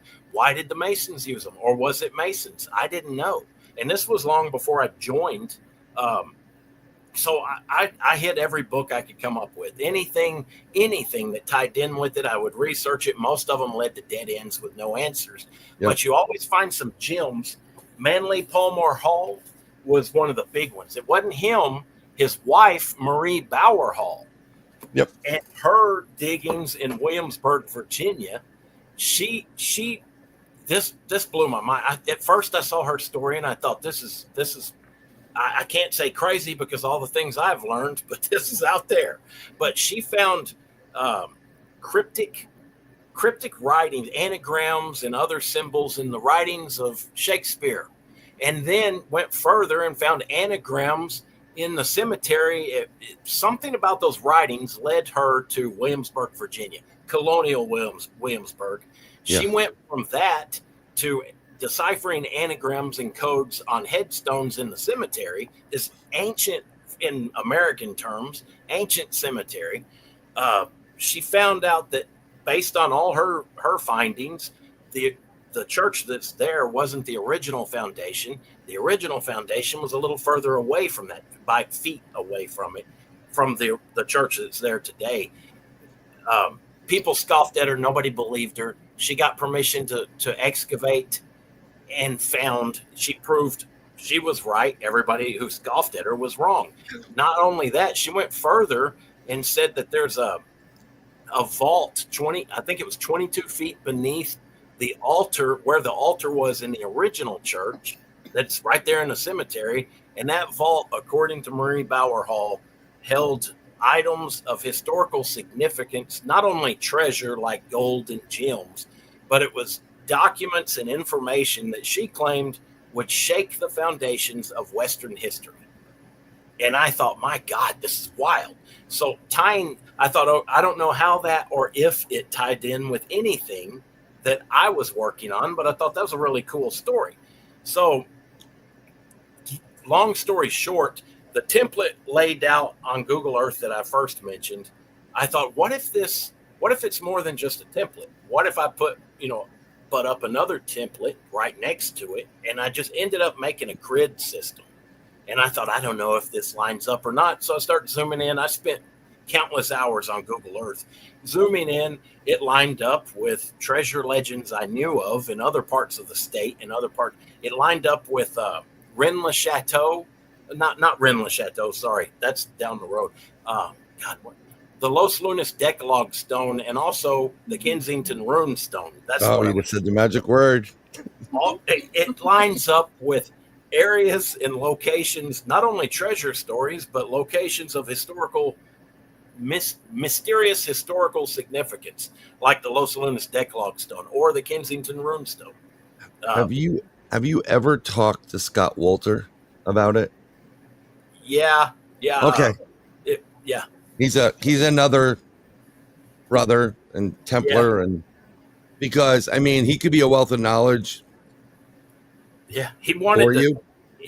I contacted him and he wanted me to call him, and the conversation wasn't what I thought it was going to be. But anyway, it was that led me. I thought, okay, if it lines up with the Kensington Runestone or the Los Lunas Decalogue Stone, it lined up with Victoria Peak also in New Mexico. And I don't know if you know much about Victoria Peak. They claimed there was a guy named Doc Noss who claimed to have found, he was hunting antelope in New Mexico. He sat on a rock on top of this small mountain and felt wind coming up out from under the rock. He moved it aside and there was an entrance, like a shaft going straight down. He climbed down it and came out with what he thought was pig iron, and his wife, Ova, I think was her name. Anyway, his wife scraped the side of it and gold shined through. I thought that's interesting because it was coated in black, just like George Roman had said Jesse's gold was in his barn. Right, because you don't make it appear like gold. Exactly. And I was also told George had said, he hinted, he didn't say it like he knew for sure, but he hinted that, well, Jesse was known to have used mineral rods, like dowsing rods. They called them mineral rods. And he said the black coating may throw that off. Kind of like isinglass is supposed to throw them off as well. That's actually an interesting concept. Yeah. So I thought, there must have been. That. Wow. I don't know why it would throw it off, but something about it is supposed to throw off the mineral rods. Dan, I have a question. But you're talking about the overlay of templates. The Bruton Parish Church. Now, did any of that stuff look like this? This is Mark's expert drawings. That actually reminds me of a treasure map. I know where that came from. Or that reminds me of Indiana Jones. But it also reminds me of a treasure map that's tied into Oklahoma. It doesn't have the chasm, but it's got so you have the one from Oklahoma's got a Native American on one side, a white man on the other side, and it looks like a river or something, which that's the one that's up near Lawton. But I thought that was cool. Okay, so did it have an apiary and a basket full of blueberries as well? Not that I know of, but who knows? You know what, Mark? I've been hearing all these great. Everybody has like Bad Bart, and like there's at least 20 guys named Doc, and I think we're just gonna put Doc in front of your name. You're Doc Mark. From this point of view, you got to have a cool Western name or something like that. Mark, old Doc Mark. Yeah. I love his drawings. We're putting his hungry little critters drawing on a shirt, and we're going to sell it. And the proceeds go to Mark Eddy. I would love that. In the store. And once we do our design, I have a design for the Third Eye Live shirt. We'll send it to you guys and get that done. That would be great. On a separate sidebar, not always ask the same question before we continue on. Do you guys do like public appearances where people can meet and both of you and get copies of the book signed, or can they do it? Let me share to see if I can share the website. Where is it? Share screen. Let's see. And no, it's tab, official website. Hopefully this works. And we'll see in a second if it did or didn't. There it is. The official website. Daniel is author danielduke.com. It's also scrolling along the bottom of your screen right now. And can people buy books through your website? No. Or do you prefer it? No. You can just basically any bookstore, Amazon, Books A Million, Barnes and Noble. Inner Any bookstore anywhere. Yeah, Inner Traditions is a publisher, but you can anywhere books are sold, you can buy it. Well, one of the things I love is I'm a sucker because my dad used to work.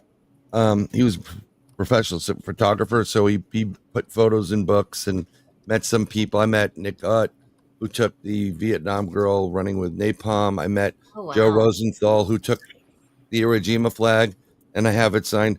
So it's just something I do. I love to have books. So if I'm going to carry this with me, and I'm going to when I'm ever near local in Texas, eating a 96 ounce or wherever you guys are, I'm going to can you guys sign this book? Because I love signed copies of books, and it's just, I have a ton of them behind me. It's through, I'm using another program so you can't see my mess, because someone once said, how about you clean up that room? I'm like, what's wrong with you? We're talking about this asteroid coming to kill us. You're worried about cleaning a room? Yeah. Oh, okay. But yeah, no, I love that stuff. So I didn't want to interrupt that. But I think Mark, being, Doc Mark, yeah, maybe you should start talking like Val, I'll be Huckleberry. and Jesse knew Johnny Ringo. Yeah, they were actually cousins. Yeah. That's a lot of talent in that one. You guys have a lot of talent in your family. It's a lot of networking, it seemed like, with the Outlaws. Yeah. So through the different stories, because I don't want to give this, I want people go out and buy this book. Go out and buy these books. Please buy these books. It comes in like Kindle. If you're one of those, I want to save a tree. Who cares about the trees anymore? We have radioactive water. We're good. And you can learn a little bit about Jean Lafitte. Jean Lafitte, yes. You can learn more over here about it. It's go buy books. We need to support Jesse's family. We need to support Daniel and Teresa, and what started as their mom's work. This will keep their mom's legacy totally alive and kicking and all this other stuff. So I really want to. It's good. I mean, I was reading it, and then when this came out, my youngest was like Jesse James or Billy the Damn Kid, and she was just a problem. So I had to put books down, and I had to call the hospital and say, "What's your return policy?" And that took the nurse by surprise, but it did. It made me feel good. But you're right about one thing. Rabbit holes are crazy. Do you guys talk about? I'm assuming, and I don't want to assume because I have siblings, and sometimes we just don't want to talk with each other. I'm going to kill you later after this interview. I'm going to, yeah. You never do that. We don't fight, but we do fight. Yeah. But I shouldn't even say that, but we know what? Yeah. We fight. When I joined the Masons, my brother, I'll just shut up. we got in a big fight. So. Well, yeah. I mean, it's because there's a secret report, but I don't. Do you guys live in the same state or? Yeah. Okay. We used to live on the same property. That gets tough. It does get tough, especially it does. Oh my God, yeah. Because I have family members that I really love, but for 3 days, and then after that, you need to leave. So someone will bring something up. Kind of like certain meals. There's certain meals. It's that's good once a year or once every 5 years. Yeah, that's how I view it. That's a meal that loaf with all the candies in it. When me and Danny were writing the second book together, we had our moments where we were I want to, and we just had to just focus. We're no, get through the book, get through it. We got to do this. Well, because we'll fight after. And she's threatening to kill me. And, I'm joking. No, I did not. Technically, not really a threat if they're siblings, right? Okay. Because I'm sure there's crap you two used to do each other, and your mother was like, "I'm going to kill both of you by the end." Of it. I've told people. Yes. Yeah. People have asked me. Are you dangerous? I said, no, she is. She's the dangerous one in the family. I told them. I said, if she's mad at you and she has a gun in her hand, you better start praying. Oh yeah, and they're accurate too. See, Mark, I'm telling you, Doc Mark would work out so much better. We got to get you to join the Masons. Doc Yeah. Mark. Trust me. I mean, you two can argue whether we should do a pancake breakfast or a spaghetti dinner. You two can argue those questions that people have been wondering about throughout all of life. But I think this is why, like, when we started the second district Masonic book club, and that's where we got into the esoteric side. In my personal opinion, you know, this is what I love about this. Yeah, I like being a Mason, but it's not about going to lodge and doing allegory. Yeah. Exactly. There's, like you were talking about it, you've got the Kabbalah, you got the Tree of Life that relates to X, Y, and Z, which is Kabbalah studies. I know I read some interviews. Do you both study it, or did you both read about it to see the connections? Or it was like, Dan's not doing well this week. I think he's drinking again. No, I'm joking. Don't play red. But it's like, oh my God, can you stop going to? Because it does make it difficult not to go down a rabbit hole if you're trying to put together a product. But there's so many rabbit holes you got to go down. There's a lot of rabbit holes. I'll tell you one thing. Mark has that too. One fight I had with my brother, he's a deacon in a Baptist church. I'm a Baptist, you know, but I don't go to church, but that's a whole nother story. But my brother, I said, yeah, I've been working on the treasure maps and I wanted to share what I discovered. And he was looking at me. He goes, that's amazing. I start mentioning Kabbalah, Tree of Life, this, that. And he said, have you sold your soul? And I was like, what? I said, if I have, I got ripped off bad. So we got screwed on that deal. Yeah. Yeah, I got screwed bad. Never spend an hour with the devil in a woodshed. Anyway, I was laughing. I was making up jokes. That's an old Saturday Night Live. From Chris Farley. Yeah. Right. Reference to Chris Farley. Well, it's really funny because when I did my presentation, I was doing it on Dogman and Bigfoot and Missouri. I was going to get up there. Hey, my name's Matt Foley. And if you don't listen to me, you know, I was going to do the whole thing. You're going to be mauled by a Bigfoot at the river. But, you know, your brother who is a deacon, I mean, he could be the Pope for all it matters. If he does something stupid, it's still fair game to kill each other. Yeah. Yeah. Oh, you're the Pope? Yeah. Here you go, Pope. You know, like, what are they doing in there? They're having a family conversation. Comes out with a black eye. Okay, let's go. Pudding? Yeah, let's go. I've seen it. I mean, I've seen people that are well-to-do, you know, I guess pretty important figures in neighborhoods, and their family members there, sisters and brothers are there, and I've known them my entire life, and we're there, and they're like, you know, and the councilman's here, and I know that he did something stupid to his sister or somehow screwed her. And I'm like, you guys may want to videotape this because it's going to get good in about 5 minutes. Yeah. And you get the sister going, can I talk to you for a minute? Yeah. You know, and then like, go inside. And then the next thing you know, you just hear things crashing. They come out, someone's bleeding, and it's like, you good? Yeah. Why do we relate to that, Danny? No. Yeah. Well, it's just, this is the part of, like, you know, Teresa, you have ideas and concepts. I think we should get this, and across. Then you, not to say that you're not studying all the rabbit holes, right? But you're like, come on, let's get to the important stuff, right? Yes. So, and Daniel's like, you don't understand. If we go here, we've got to go down this mountain and then go up this peak. And we're going to talk about the Knights Templars and least us forget Opus Dei. And then, you know, you're like, what are you talking about? People are going to be all over the place. So there is a grounding components to this, right? I mean, I think a lot of what, you know, to get back so we don't get into fights, the fact that Jesse James was talking and camping with Albert Pike as a Freemason, that I think that was 100% the influence. And I think the whole plan there was, I think Jesse did what he did because he got a Masonic education really quick. Yeah, real fast. And like more than a lot more than what you would have gotten in a lodge. I would imagine it was, so. I want to say this, baptism by fire. Yeah, well, and also I agree.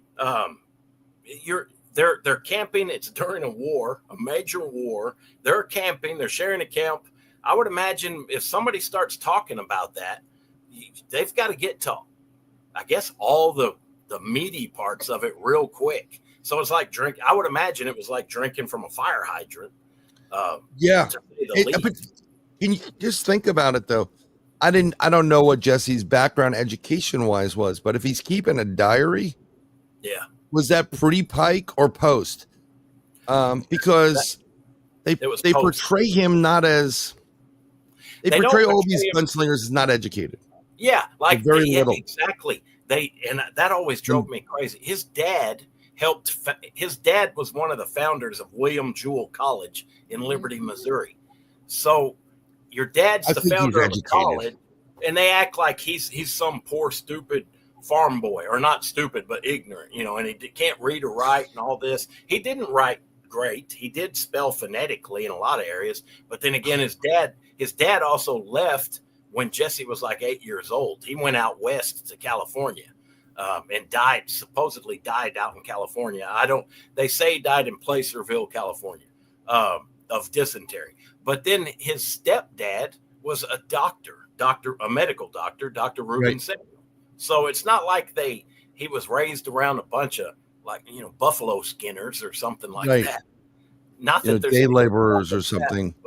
Is there? His brother was really I think Frank, his brother, he's not mentioned much in history, which I don't understand why, because he was really just as much very important group. Yeah, 100%. And he was very intelligent, and he was always reading Shakespeare, and just super intelligent. They said he was known for quoting Shakespeare all the time. He's actually one I would like to find more of, because there's not much on him. So is that going to be part 4? That would be great. Part 4. Yeah. You have the Fritz Lang movie. I don't know how much is accurate about Frank in that movie. Fritz Lang did it. And it's good. I just don't know. Like you, I don't know enough about Frank to say, it's really accurate. Yeah. Biopic on the same level as Patton. I don't know. I did find some interesting stuff on him. I was digging up on him one day, and he was like in a movie, like a silent movie or something. Remember, Danny, I sent you I don't remember the name of the movie, but he was an actor. This was like years later, and he did like a part in a movie. I thought that was kind of cool, and I would love to find the footage of that. Frank? Mm-hmm. Are we talking about Frank? Yep, Frank. Yeah, that's what they claimed. Yeah. That's was like years later, but I would love to find that somewhere. Yeah. I've been trying to find some footage on that. You know what? Library of Congress or Wayback Time Machine. I bet you that it's. I would wager it would be in the Library of Congress. Just pick the time period, and they'll probably give you a group of different things, and then use that, because there's nothing like a free resource. It's a little bit time consuming, and then because it's part of our property, property, you can download it. Oh, that would be so. I'm going to do that. That's a great idea. And that's another thing. Just the fact, like all the rabbit holes on everything. But Jesse, Frank, their children, everything they've done and the things they did, it would take multiple lifetimes to figure it all out sometime, if that makes sense. Well, like the first book, I tried to map. It was like doing a family tree only of an organization. And that's what my goal was when I started it, but just trying to figure out where it all started.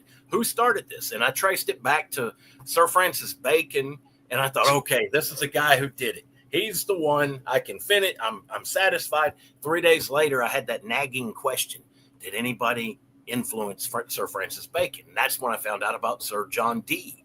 And then there goes the rabbit right on down the trail all the way to Rashi, the favored court guest of the Hugh, the Count of Champagne, one of the founders of the Templar. And I thought, my God, this is insane. When I was looking at it like, this is crazy. We start out trying to figure out, trying to prove our family. Mom started out trying to find out which story was right and which was wrong, the family story or the historically accepted version. But it was just an Old West outlaw. And we thought if he did leave silver or gold, it'd be maybe a quart jar at most. And then, we've run into George Roming, Wagner Carr, the attorney general for the state of Texas, his buddy, the legendary Billy Saul Estes, legendary or infamous major criminal who the FBI was still trying to get dirt on when I met him. Yeah. I mean, you start going down that trail, and then I'm talking about Kabbalah, the tree of life, and this and that. And that's a lot to take in. It's good that it took almost 30 years for all this, because I would have gone insane if it was all in a short period of time. It's too much information. It would have been information overload. So that's the whole thing that's really important here, is that I'm sure Frank was with Jesse and the whole point with Pike. Yeah. And I was thinking about this as I was coming back. I had to go to Costco because that's where all of us hide our gold and toilet paper and whatever. So I'm like, because I've done a bunch of research on, I loved pirates. This is also why I liked gunslingers. They're not all bad. No. And they're justified 99% of the time. But I was looking at from a perspective of how many pirates were Freemasons and where did they go to lodge and how did they conduct their lodge. And I'm trying to figure this out in the Old West. We know that our founding fathers of this country did it above the Green Dragon in Boston, and some of the lodges were conducted above pubs. Yeah. Where did you do it in the Old West? Because it really was even more secretive in the West than other places. I mean, there are certain ghost towns you can go to. I think even in what the hell's the one that got shot up? OK Corral. Tombstone. I believe there was a lodge there. At one point, they found remains and they found square and compass and whatever. But it's like, I can just imagine sitting in a lodge which is consisting of you being outside. Under the stars. There's a brother in a nearby town who owns quite a bit of land, and he made an outdoor lodge. Yeah, I was just looking at it. There's a piece of property by when we came to Florida, there was a guy selling he took an Irish castle and recreated it in a certain part of Florida. It's 4 turrets, 2 stories. There's like a 3-car garage, 2 stories on 6 acres. And I'm like, pardon the F it, king of the castle. This is what I've always wanted. And 6 acres, right? And I got voted down because I have, another half, baby's mama and two daughters. They're like, we need people around us. Well, you go with them and I'll buy this. But I went to show them. Someone bought onto it. And I told my friend, like, we should buy this. We should either make it into a recording studio or a whorehouse. We can figure it out. And he was like, I'm game. Come on, it was like $769,000. Not that I, wanted to jump. I got something different, but why not? I mean, you literally, let's say your mother-in-law comes, you don't want her there. Like, who is it? It's your mother-in-law, my lord. Send her to the dragons. Don't let her across. Or your brother comes over, Teresa. Your brother's here, madam. Tell him to go. Put him in the Iron Maiden. Whatever it is.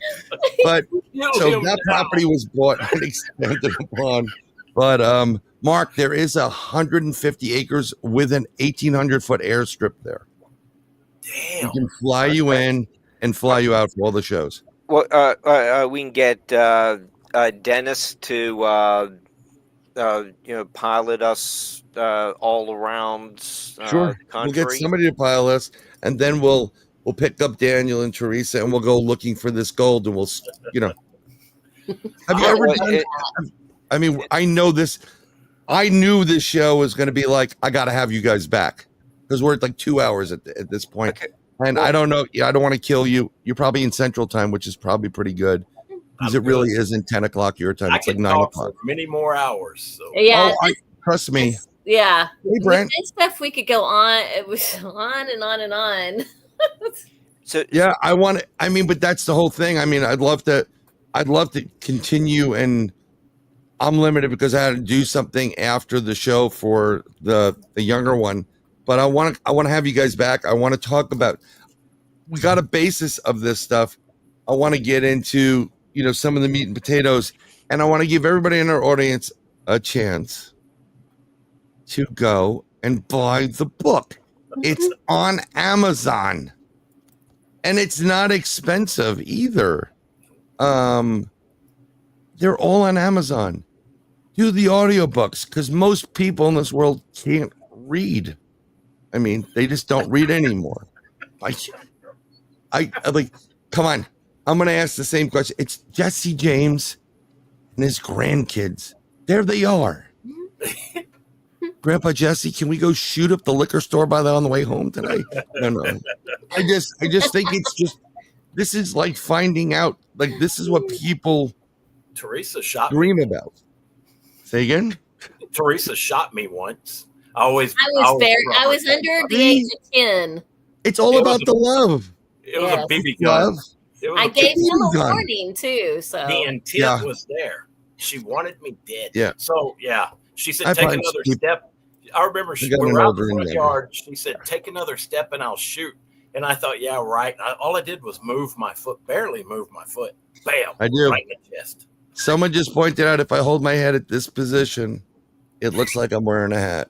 Oh, it does. It does. A black hat.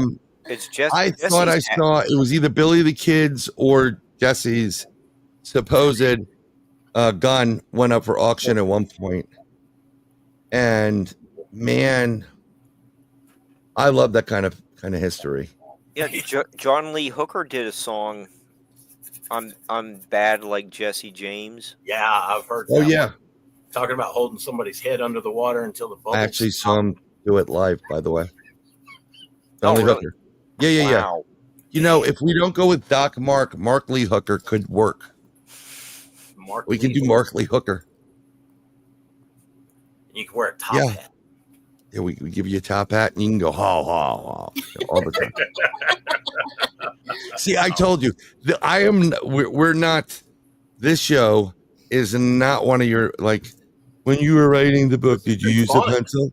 It's not that. I want you to have fun, because then we can get into all these little sidetrack like things and whatever. And I'm so into this. Like, I'm going to be finished reading it. And then it went by way too soon, it seems like. Well, I want you guys to come back. So one of the guys that's going to be watching it is a friend of mine. He's at a pool contest right now. So he's in Indiana, and those are big folks. He's he's practicing. He's pretty damn good. But I'd love to have him see it and say, hey, you want to come on the next time? He's a really, really cool guy. And his thought process and the way he breaks things down actually may help you with other things. Oh, that would be really good.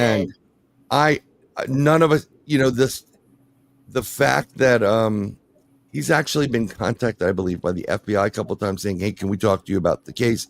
Because he was right about his deductions. And Justin Rimmel, Mysterious Circumstances podcast. He has a long list of ladies that just love him. Good looking guy. And I'm like, I'll be your wingman.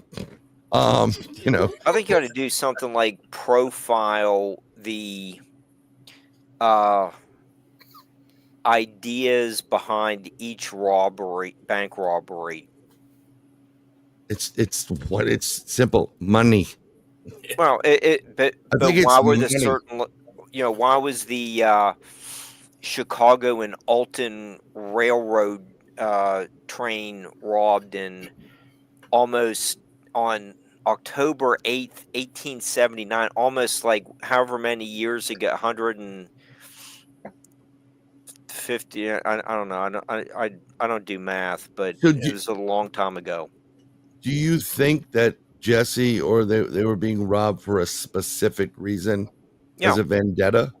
Sometimes I do think that. Oh yeah. Well, and I believe it. I also know, like, every train they hit, they took quite a bit. I think they had somebody. To me, it's obvious they had people on the inside who knew when a shipment was being sent.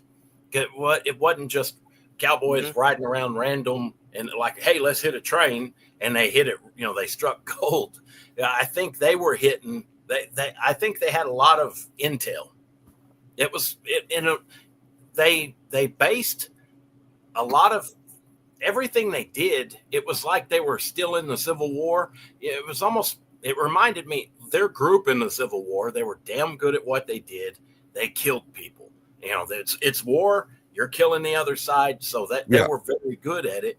And it reminds me of like special forces teams back in the old days. And I think their robber or outlaw career was modeled after the guerrilla warfare. It was they got intel. They know what's coming. They hit it and go. It was like hit and go, just like guerrilla tactics. And Frank was shot too. Yeah. He got shot in Northfield, Minnesota, in the knee, and then came down to Waco, and that was the other thing. He's escaping. He's got a bullet in his knee. He went straight to Waco. Didn't stop anywhere. Went straight to Waco, and that's where Jesse. And that's even documented. They said Jesse met him in Waco and took him to a doctor he knew. Blevins is 22 miles southeast of Waco, where Jesse lived. So it was obvious he was going to a safe place. Yeah, it's really funny because we're talking about outlaws and going against the grain of the modern day, and there we are. This is the modern day outlaw. I'm in Facebook jail. Oh yeah, that's what it is. I'm in Facebook isn't jail. That crazy? Well, I have to. I'm always in Facebook jail for whatever. It started out like one day, 48 hours. The last one I got was 72 days. Wow. And I'm like, I was a Facebook stockholder, and I'm like on the phone with customer, stock relation. I'm like, what the? Because I posted a cartoon picture of Joe Biden in a diaper with all the ladies of the View carrying him. And with the saying, someone needs to change his diaper. And they said because of sexual content. I'm like, no way in hell. Wow. So, yeah. I got put in Facebook jail too because I was taking a picture of a window that had some cool art on it. I didn't realize there was on the side, there was a poster about concealed guns or welcome in here or something. I didn't realize that was there. And I posted the picture for the art. And I got put in jail for that, Facebook jail for that. Because they're not. It's not about freedom. Yeah, I was like, I said I didn't even know that sign was there. I could have, cropped it out or something. I mean, blocked. They just put me in jail. I was like, okay. An energy shifter said, "We'll get Jesse James and break you out." Yes, I love it. One of my dear friends her son is named Jesse James. Oh, that's awesome. He's a great guy. That was a handful, good guy, but he did his thing, no judgment. And this guy's a great guy, and his other sons and her other son's great, and it's just a cool name. You'll forever have, that cool reference there. I want you guys back on. I'm gonna finish this. Mark, did you read all three of them yet? Yeah. Is it going to be on the final? Only joking. And real quick, I want part 4. Yes, we want part 4. Trilogy was really good. Sure. When Mark had mentioned other reasons, like the reasons behind some of the robberies, we don't believe Jesse was in Northfield, Minnesota. We think it was Wood Height who hit Wood Height. Frank was with him, and some of the other gang, the younger brothers, unfortunately for them. But Jesse, according to his diary, he was here in Texas. And we think it was Wood Height mistaken as Jesse, which had happened a lot in the past throughout their career. But anyway, when they hit that bank, I thought, who were the board members? Who owned the bank? So I started looking into that, and it was William, what was his name? Butler, General Butler. He was a Yankee general who was known for his brutal tactics, especially like in Louisiana. It said that he would, like, there were slaves hiding in a barn. He torched it, stuff like that. Yeah. And so they were going, according to what we've read, it appeared they were hitting that bank to get back at Butler. Butler, by the way, his son-in-law had money in the bank, and they were close friends with the Rockefeller. Rockefeller and the Pinkertons had ties with Rockefeller. And it was always said that Rockefeller had a price on Jesse's head. So there was like a little there were a lot of power struggles. I think that was one of the bigger power struggles behind the scenes. Yeah, I mean, I think part of him having to do what he did was he was in the crosshairs. He went you can poke the bear so much before the bear, like I'm going to mess you up now. Yeah. And there's nowhere, the world's changing. I think messages are getting quicker. It's not like it took. So he's like, all right, maybe I should just relax from this or whatever. But I think there's also a lot of Templar-based stuff involved with some of those names too. That, not that they were, they may become big because they rode off of Templar coats. Yeah. I think. Well, from what I've got so far, Jesse seemed to. You can't change a leopard's spots, but you kind of can tame it a bit. Yeah. And I think he got if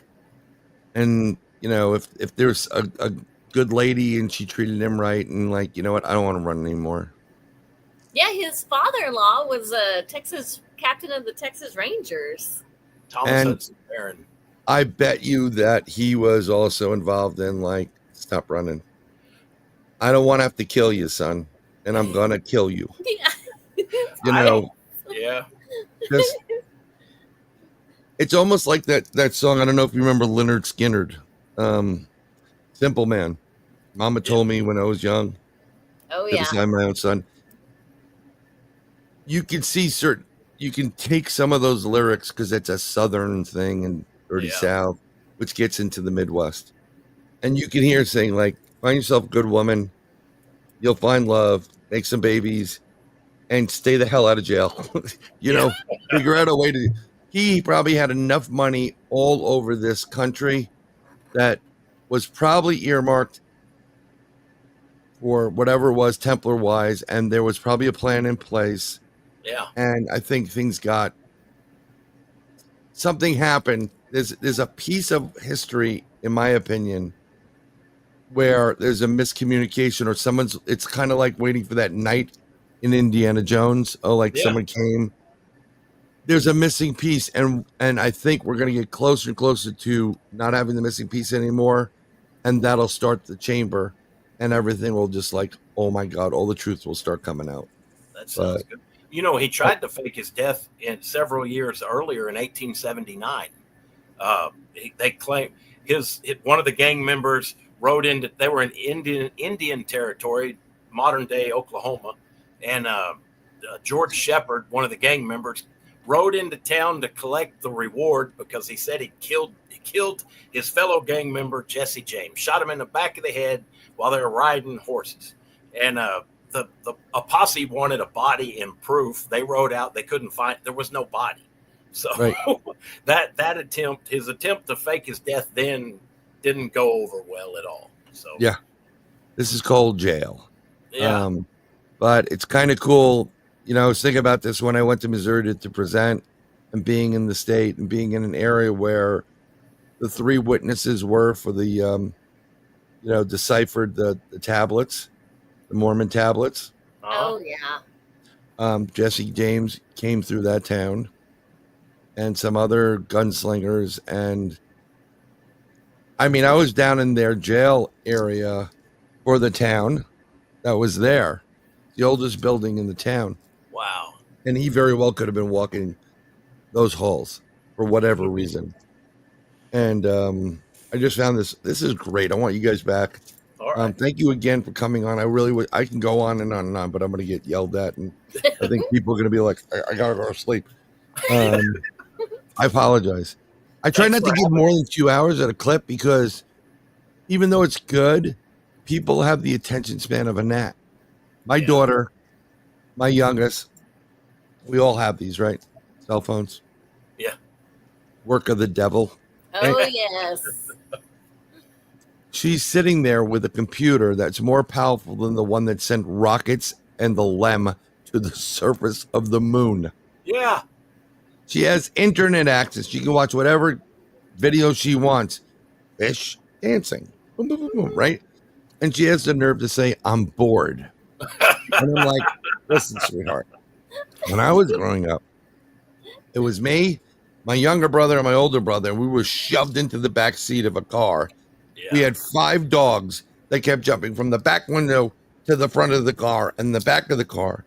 My father smoked tree trunk cigars.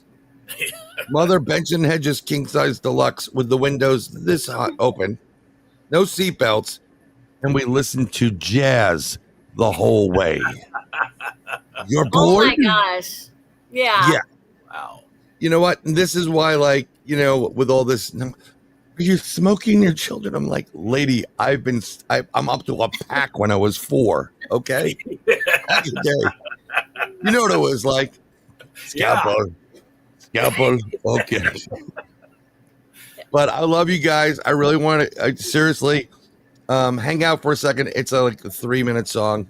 And if it wasn't for, we can't do this without Doc Mark or Mark Lee Hooker, whatever we want to call you. No, I love you, brother. Had a tough week this week. So just give him some slack. But he introduced us. He knows all these wonderful people. He's a really great guy. Has great questions. Mark has his own book out. Let's go support Mark with that one. Oh, yes. I read it, and it's wonderful. Right. His book is wonderful. Yeah, he's such a good writer. Yes, he is. He's amazing. Go ahead, Mark. Supporters of it.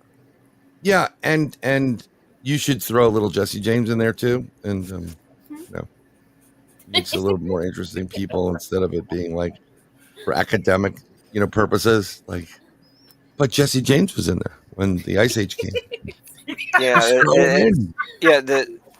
No one checks anymore. It's like people looking for a job.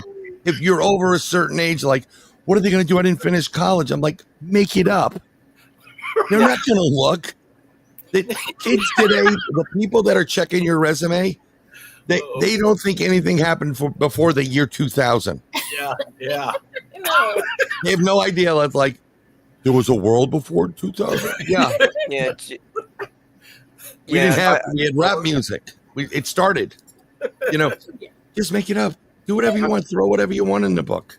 Yeah, I'm pretty much banned by the local newspapers and some academic places really? Aren't interested in what I did. So, why not just do part 2 with the Mastodon came over the hill with Jesse James.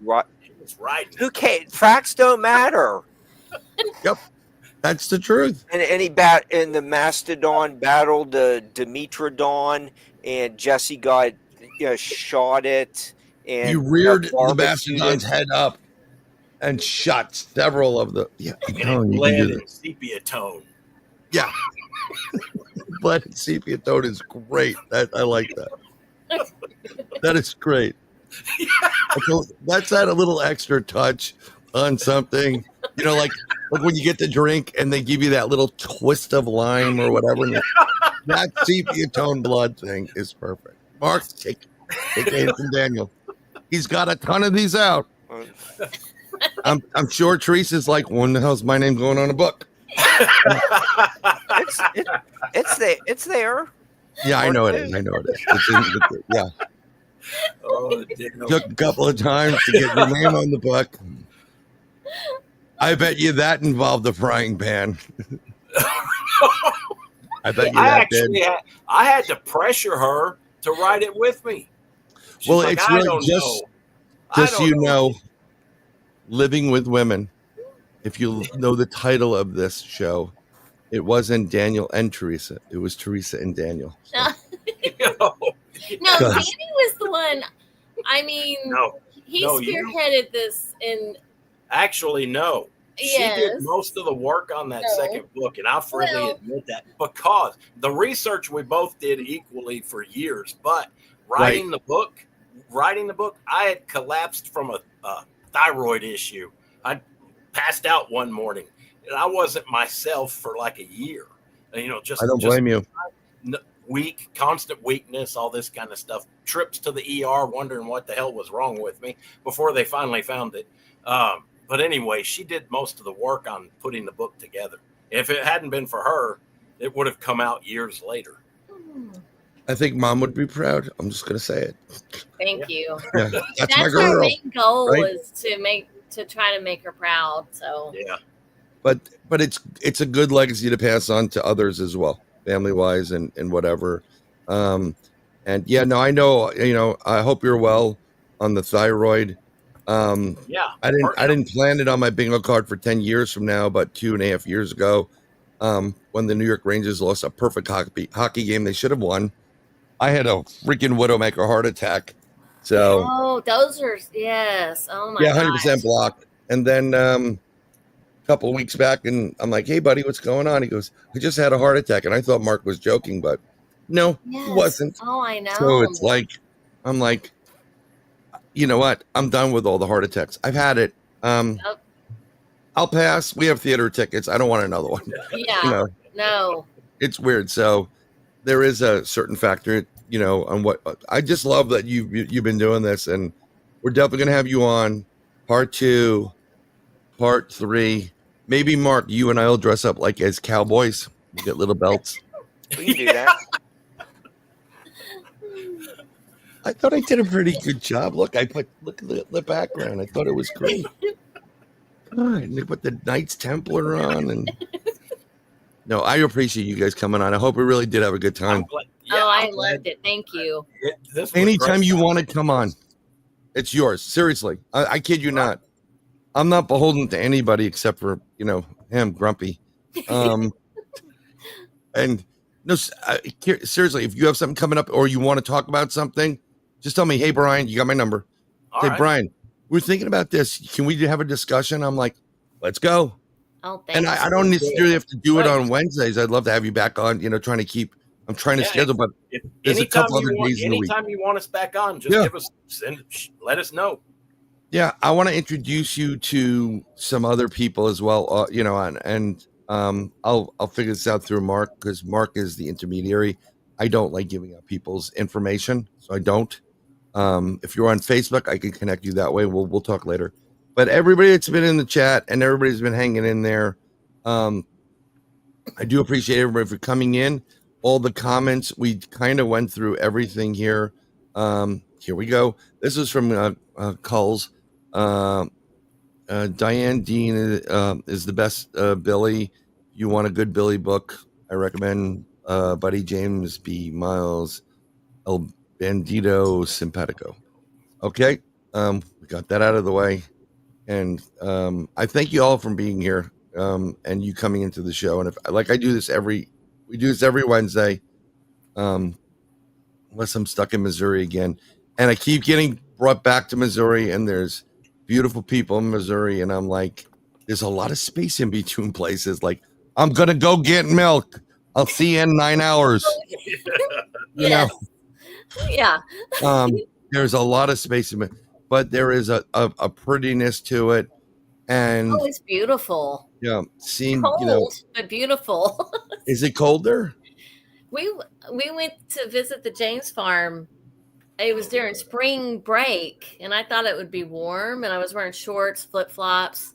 A freak snowstorm came in, and it was that happens. Cold. It was. I mean, you're in Tornado Alley, so there's like crap happens and stuff. Yeah. And I'm just driving to get to this conference for like an hour. All of a sudden, it's like you can't see or whatever it is, and then it's like it was a cold like I've never experienced. Yeah, I'm going to definitely go out there. I have a couple good friends. We've got some people that live in Missouri that do their own show.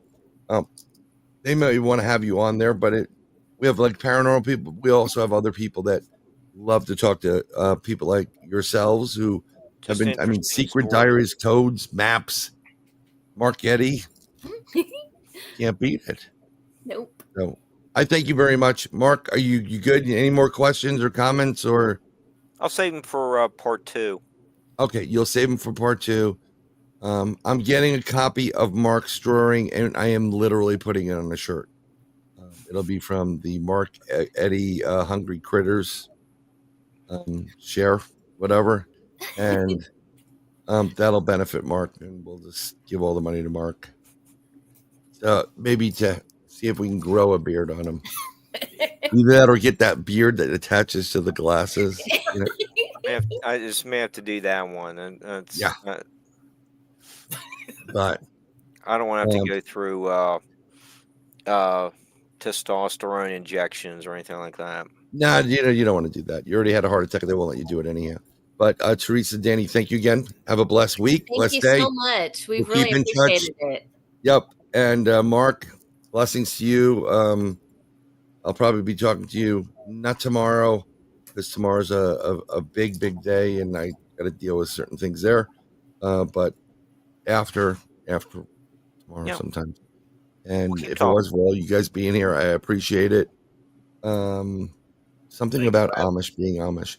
And like I said, if it was for you, I wouldn't be doing this. 2 minutes and 44 seconds. I'll see you guys in the back room. Thank you again. And we're going to end the stream.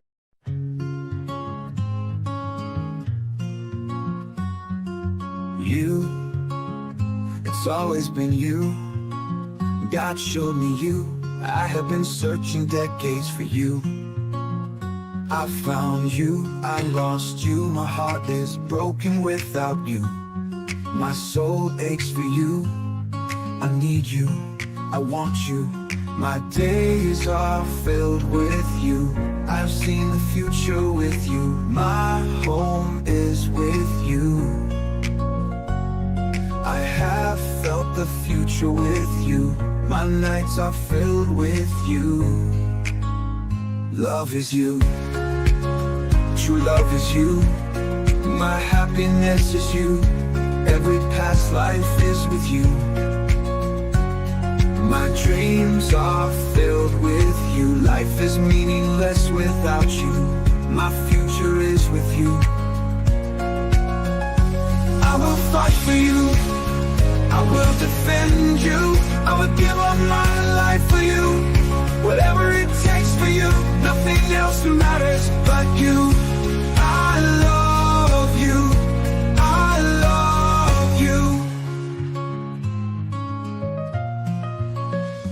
I love you. God showed me you. I have been searching decades for you. I found you, I lost you. My heart is broken without you. My soul aches for you. I need you, I want you. My days are filled with you. I have seen the future with you. My home is with you. I have felt the future with you. My nights are filled with you. Love is you, true love is you. Love is you, true love is you. My happiness is you.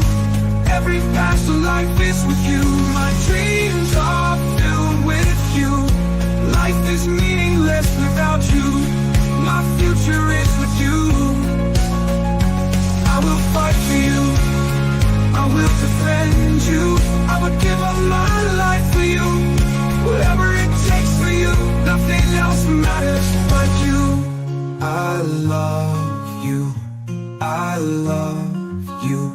Life is meaningless without you. My future is with you.